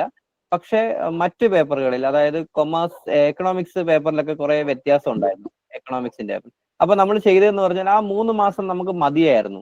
ആ ചെറിയ ചേഞ്ച് നമുക്ക് എന്ത് ചെയ്യാൻ വേണ്ടി, ക്ലിയർ ചെയ്യാൻ വേണ്ടി. അപ്പൊ നമുക്ക് എന്ത് ചെയ്യാൻ പറ്റി, ആ 3 മാസം കൊണ്ട് എല്ലാം തന്നെ ക്ലിയർ ചെയ്യാൻ പറ്റി. പിന്നെ നിങ്ങൾ മനസ്സിലാക്കേണ്ടത്, നമ്മൾ ക്ലാസ് എടുക്കുന്ന ക്ലാസ്സുകൾ, അതായത് ക്ലാസ്സുകൾ ലൈവായിട്ട് തന്നെ അറ്റൻഡ് ചെയ്യാൻ ശ്രമിക്കുക, സാറ് പറഞ്ഞതുപോലെ. കാരണം ഒരു ട്യൂഷൻ എന്നുള്ള ആ ഒരു രീതിക്ക് തന്നെയാണ് നമ്മൾ ഉദ്ദേശിക്കുന്നത്. കാലിബറായിട്ടുള്ള കുട്ടികൾ വരുന്നതോടൊപ്പം ആവറേജ് ആയിട്ടുള്ള കുട്ടികളും ഈ ഒരു എക്സാം ക്വാളിഫൈഡ് ആകുക എന്നുള്ള ലക്ഷ്യത്തോടെയാണ് നമ്മൾ ക്ലാസ്സുകൾ കൊടുക്കുന്നത്. അതുകൊണ്ട് തന്നെ നിങ്ങൾക്ക് ഡൗട്ട് ഉണ്ടോ ഇല്ലയോ എന്നുള്ളത് നമ്മൾ ജസ്റ്റ് നിങ്ങൾക്ക് ഒരു റെക്കോർഡഡ് വീഡിയോ തന്നാൽ ഒന്നും ആവത്തില്ല. നിങ്ങൾ സാറ്റിസ്ഫൈഡ് ആവില്ല, നമ്മളും സാറ്റിസ്ഫൈഡ് അല്ല. അതുകൊണ്ട് തന്നെയാണ് നമ്മൾ ലൈവ് ഇന്ററാക്ഷൻ ക്ലാസ്സുകൾ ഉദ്ദേശിക്കുന്നത്. ഇനി ഞാൻ മനസ്സിലാക്കുന്നത്, കഴിഞ്ഞ ടൈമിൽ നമ്മൾ ക്ലാസ് എടുത്തപ്പം ഏകദേശം 2 മണിക്കൂറൊക്കെ പോയ ക്ലാസ്സുകളൊക്കെ ഉണ്ട്. കാരണം കുട്ടികൾ അതുവരെയും ക്ഷമയോടെ അവരുടെ ഡൗട്ടുകൾ ചോദിച്ച് മനസ്സിലാക്കി ഓരോന്നും ക്ലിയർ ചെയ്തായിരുന്നു ഓരോ ദിവസത്തെയും ക്ലാസ്സുകൾ അവർ അറ്റൻഡ് ചെയ്തിട്ടുണ്ടായിരുന്നത്. അപ്പൊ അതുകൊണ്ട് തന്നെ നമ്മുടെ എല്ലാ സിലബസും കംപ്ലീറ്റ് ചെയ്തായിരിക്കും നിങ്ങളെ എക്സാമിലേക്ക് വിടുന്നത്. ഓക്കെ ആണല്ലോ? വേറെ ഡൗട്ട് ഉണ്ടോ? സാറേ അതേപോലെ ഇപ്പൊ നമ്മുടെ നോട്ട്സ് ഒക്കെ നമ്മളെല്ലാം ഹാൻഡ് റിട്ടൺ ആയിട്ട് എഴുതുവാണോ ചെയ്യുന്നത്, സ്റ്റഡി മെറ്റീരിയൽസ് ഒക്കെ? നിങ്ങൾക്ക് നോട്ട് എന്ന് പറയുന്നത് പൊതുവെ നമ്മളിപ്പോ പ്രോബ്ലം ഉള്ള പേപ്പറുകൾ, അതായത് ഇപ്പം മാത്തമാറ്റിക്സ്, സ്റ്റാറ്റിസ്റ്റിക്സ് ഒക്കെ എന്ന് പറയുന്നത് നിങ്ങൾക്ക് നമ്മൾ കറക്റ്റ് എഴുതി, അതായത് ബോർഡിൽ എങ്ങനെയാണോ എഴുതുന്നത് അതുപോലെ തന്നെ നമ്മളെ PDF ആക്കി നിങ്ങൾക്ക് അത് ഷെയർ ചെയ്യും. അപ്പൊ നിങ്ങൾക്ക് അത് യൂസ് ചെയ്യാൻ പറ്റും. മറ്റ് സബ്ജക്റ്റുകൾ, അതായത് എക്കണോമിക്സും കൊമേഴ്സിന്റെ ഒക്കെ ഒരു പ്രത്യേകത എന്ന് പറയുന്നത്, അതിൽ നമുക്ക് അങ്ങനെ എഴുതിയല്ല നിങ്ങൾക്ക് ചെയ്യുന്നത്. നമ്മൾ PPT വെച്ചായിരിക്കും നിങ്ങൾക്ക് ക്ലാസ് തരുന്നത്. അതിന്റെ റിസൾട്ടുകൾ അടങ്ങുന്ന ഒരു PPT അല്ലെങ്കിൽ നോട്ട്സ് നിങ്ങൾക്ക് അവൈലബിൾ ആയിരിക്കും. അതുപോലെ അതിന്റെ കുറച്ച് കൂടെ ഡീറ്റെയിൽഡ് ആയിട്ടുള്ള നോട്ട്സ്. ഇപ്പോൾ നമുക്ക് ഒരു പ്രാവശ്യം നമ്മൾ ഡീറ്റെയിൽഡ് ആയിട്ടുള്ള നോട്ട് നോക്കിക്കഴിഞ്ഞാൽ രണ്ടാമത്തെ ടൈം നമുക്ക് ആ ഡീറ്റെയിൽഡ് നോട്ട് നമുക്ക് നോക്കേണ്ട ആവശ്യമല്ല, മറിച്ച് അതിന്റെ റിസൾട്ടുകളോ അല്ലെങ്കിൽ മെയിൻ പോയിന്റ്സുകൾ അടങ്ങുന്ന ഒരു മെറ്റീരിയൽ ഉണ്ടെങ്കിൽ അത് മാത്രം മതിയാവും നമുക്ക് വീണ്ടും റിപ്പീറ്റ് ചെയ്ത് വായിക്കുന്നതിനായിട്ട്. അപ്പൊ അങ്ങനത്തെ നോട്ടും പ്രൊവൈഡ് ചെയ്യുന്നുണ്ട്. ഓക്കെ. പിന്നെ എല്ലാം തന്നെ സ്റ്റാറ്റിസ്റ്റിക്സിന്റെ മാത്തമാറ്റിക്സിന്റെ ഒക്കെ നമ്മൾ ഓരോ ക്വസ്റ്റ്യൻസ് ആയിട്ട് സോൾവ് ചെയ്താണ് പോകുന്നത്. അപ്പൊ നിങ്ങൾക്ക് എവിടെ വെച്ചാണോ ഡൗട്ട് വരുന്നത് അവിടെ വെച്ച് നിങ്ങൾക്ക് എന്ത് ചെയ്യാം, ടീച്ചേഴ്സിനോട് ചോദിക്കാം. Okay. Okay sir, thank you. Hi sir. ആ സർ, ഈ ഇന്ററാക്ഷൻ സെക്ഷൻസിൽ മോക്ക് ടെസ്റ്റ് പ്രൊവൈഡ് ചെയ്യുന്നുണ്ടോ? അതെ, അത് പറയാൻ വിട്ടുപോയതാണ്. മോക്ക് ടെസ്റ്റ് എന്ന് പറയുന്നത്, ഇപ്പോൾ ഫോർ എക്സാമ്പിൾ നമ്മുടെ സ്റ്റാറ്റിസ്റ്റിക്സ് എടുത്തെന്ന് വെച്ചോളൂ. അതിൽ ആദ്യത്തെ ഒരു മോഡ്യൂൾ എന്ന് പറയുന്നതാണ് ഡിസ്ക്രിപ്റ്റീവ് സ്റ്റാറ്റിസ്റ്റിക്സ്. അപ്പൊ ഈ ഡിസ്ക്രിപ്റ്റീവ് സ്റ്റാറ്റിസ്റ്റിക്സ് കഴിയുമ്പോൾ തന്നെ നമുക്ക് എന്ത് ചെയ്യാൻ പറ്റും, ഒരു മോഡ്യൂൾ കംപ്ലീറ്റ് ആയി. അതുപോലെ തന്നെ മറ്റ് പേപ്പറുകളിലും ഏകദേശം ഒരു മോഡ്യൂൾ കംപ്ലീറ്റ് ചെയ്ത് കഴിയുമായിരിക്കും. ആ ഒരു അവസരത്തിൽ നമ്മൾ എന്ത് ചെയ്യുന്നു, മോക്ക് ടെസ്റ്റ് എന്ന് പറയുന്നത് ഈ ഒരു ലെവലിലുള്ള ക്വസ്റ്റ്യൻ തന്നെ നമുക്ക് ആ മോക്ക് ടെസ്റ്റിൽ ഇൻക്ലൂഡ് ചെയ്യേണ്ടതുണ്ട്. അപ്പോൾ നിങ്ങൾക്ക് സ്റ്റാറ്റിസ്റ്റിക്കൽ അസിസ്റ്റന്റിന്റെ സിലബസ് അനുസരിച്ചിട്ടുള്ള ലെവൽ അനുസരിച്ചിട്ടുള്ള നെറ്റ് ലെവലിലുള്ള ക്വസ്റ്റ്യൻസും ആവശ്യമില്ല, മറിച്ച് ഏറ്റവും സിമ്പിൾ ആയിട്ടുള്ള ക്വസ്റ്റ്യൻസും ആവശ്യമില്ല. അപ്പോൾ ആ ലെവൽ അനുസരിച്ചുള്ള ക്വസ്റ്റ്യൻസ് ഒരു ടൈം ബൗണ്ടറി, അതായത് ഇപ്പോൾ നമ്മൾ സാധാരണ കഴിഞ്ഞ പ്രാവശ്യം കൊടുത്തത് ഒരു 20 മിനിറ്റ്സോ അല്ലെങ്കിൽ ഹാഫ് ആൻ അവറോ ഒക്കെ കൊടുക്കും, എന്നിട്ട് മാക്സിമം ക്വസ്റ്റ്യൻ കൊടുക്കും. അപ്പോൾ ആ ഒരു പർട്ടിക്കുലർ ടൈമിലായിരിക്കണം നിങ്ങൾ ഇത് ചെയ്തു തരേണ്ടത്. അല്ലാതെ നിങ്ങൾക്ക് ഒരു ലിങ്ക് തരികയും നിങ്ങൾക്ക് എപ്പോഴും വേണമെങ്കിലും ആക്സസ് ചെയ്യാൻ പറ്റുന്ന രീതിക്കല്ല, ടൈമിലായിരിക്കും ലിങ്ക് പ്രൊവൈഡ് ചെയ്യുന്നത്. അതിനുള്ളിൽ നിങ്ങളുടെ റെസ്പോൺസ് നമ്മളിൽ എത്തും. ആ റെസ്പോൺസിൽ മാക്സിമം മാർക്ക് കിട്ടുന്ന ആൾക്കാരെ നമ്മളെ ഗ്രൂപ്പിലൂടെ അപ്രിഷ്യേറ്റ് ചെയ്യും. അതെന്ന് പറയുന്നത്, ഞാൻ കഴിഞ്ഞ പ്രാവശ്യമൊക്കെ നോക്കി, ഇപ്പൊ ഫസ്റ്റ് റാങ്ക് വന്ന് സെക്കൻഡ് റാങ്ക് വന്ന കുട്ടികളൊക്കെ ആയിരുന്നു ആ സമയത്ത് നമ്മളുടെ ഈ ഒരു നമ്മുടെ ഈ 5 പേരെയാണ് നമ്മൾ ഇതിൽ കൊടുക്കുന്നത് ഗ്രൂപ്പ്. അതിലൊക്കെ വന്ന കുട്ടികളായിരുന്നു ഈ ടോപ്പ് റാങ്ക് കിട്ടിയ കുട്ടികൾ എന്ന് പറയുന്നത്. അപ്പോൾ നമ്മൾ ഓരോ ഏരിയ കംപ്ലീറ്റ് ചെയ്യുന്ന അനുസരിച്ച് നമ്മൾ അതിന്റെ മോക്ക് ടെസ്റ്റുകൾ നടത്തി വരുന്നു.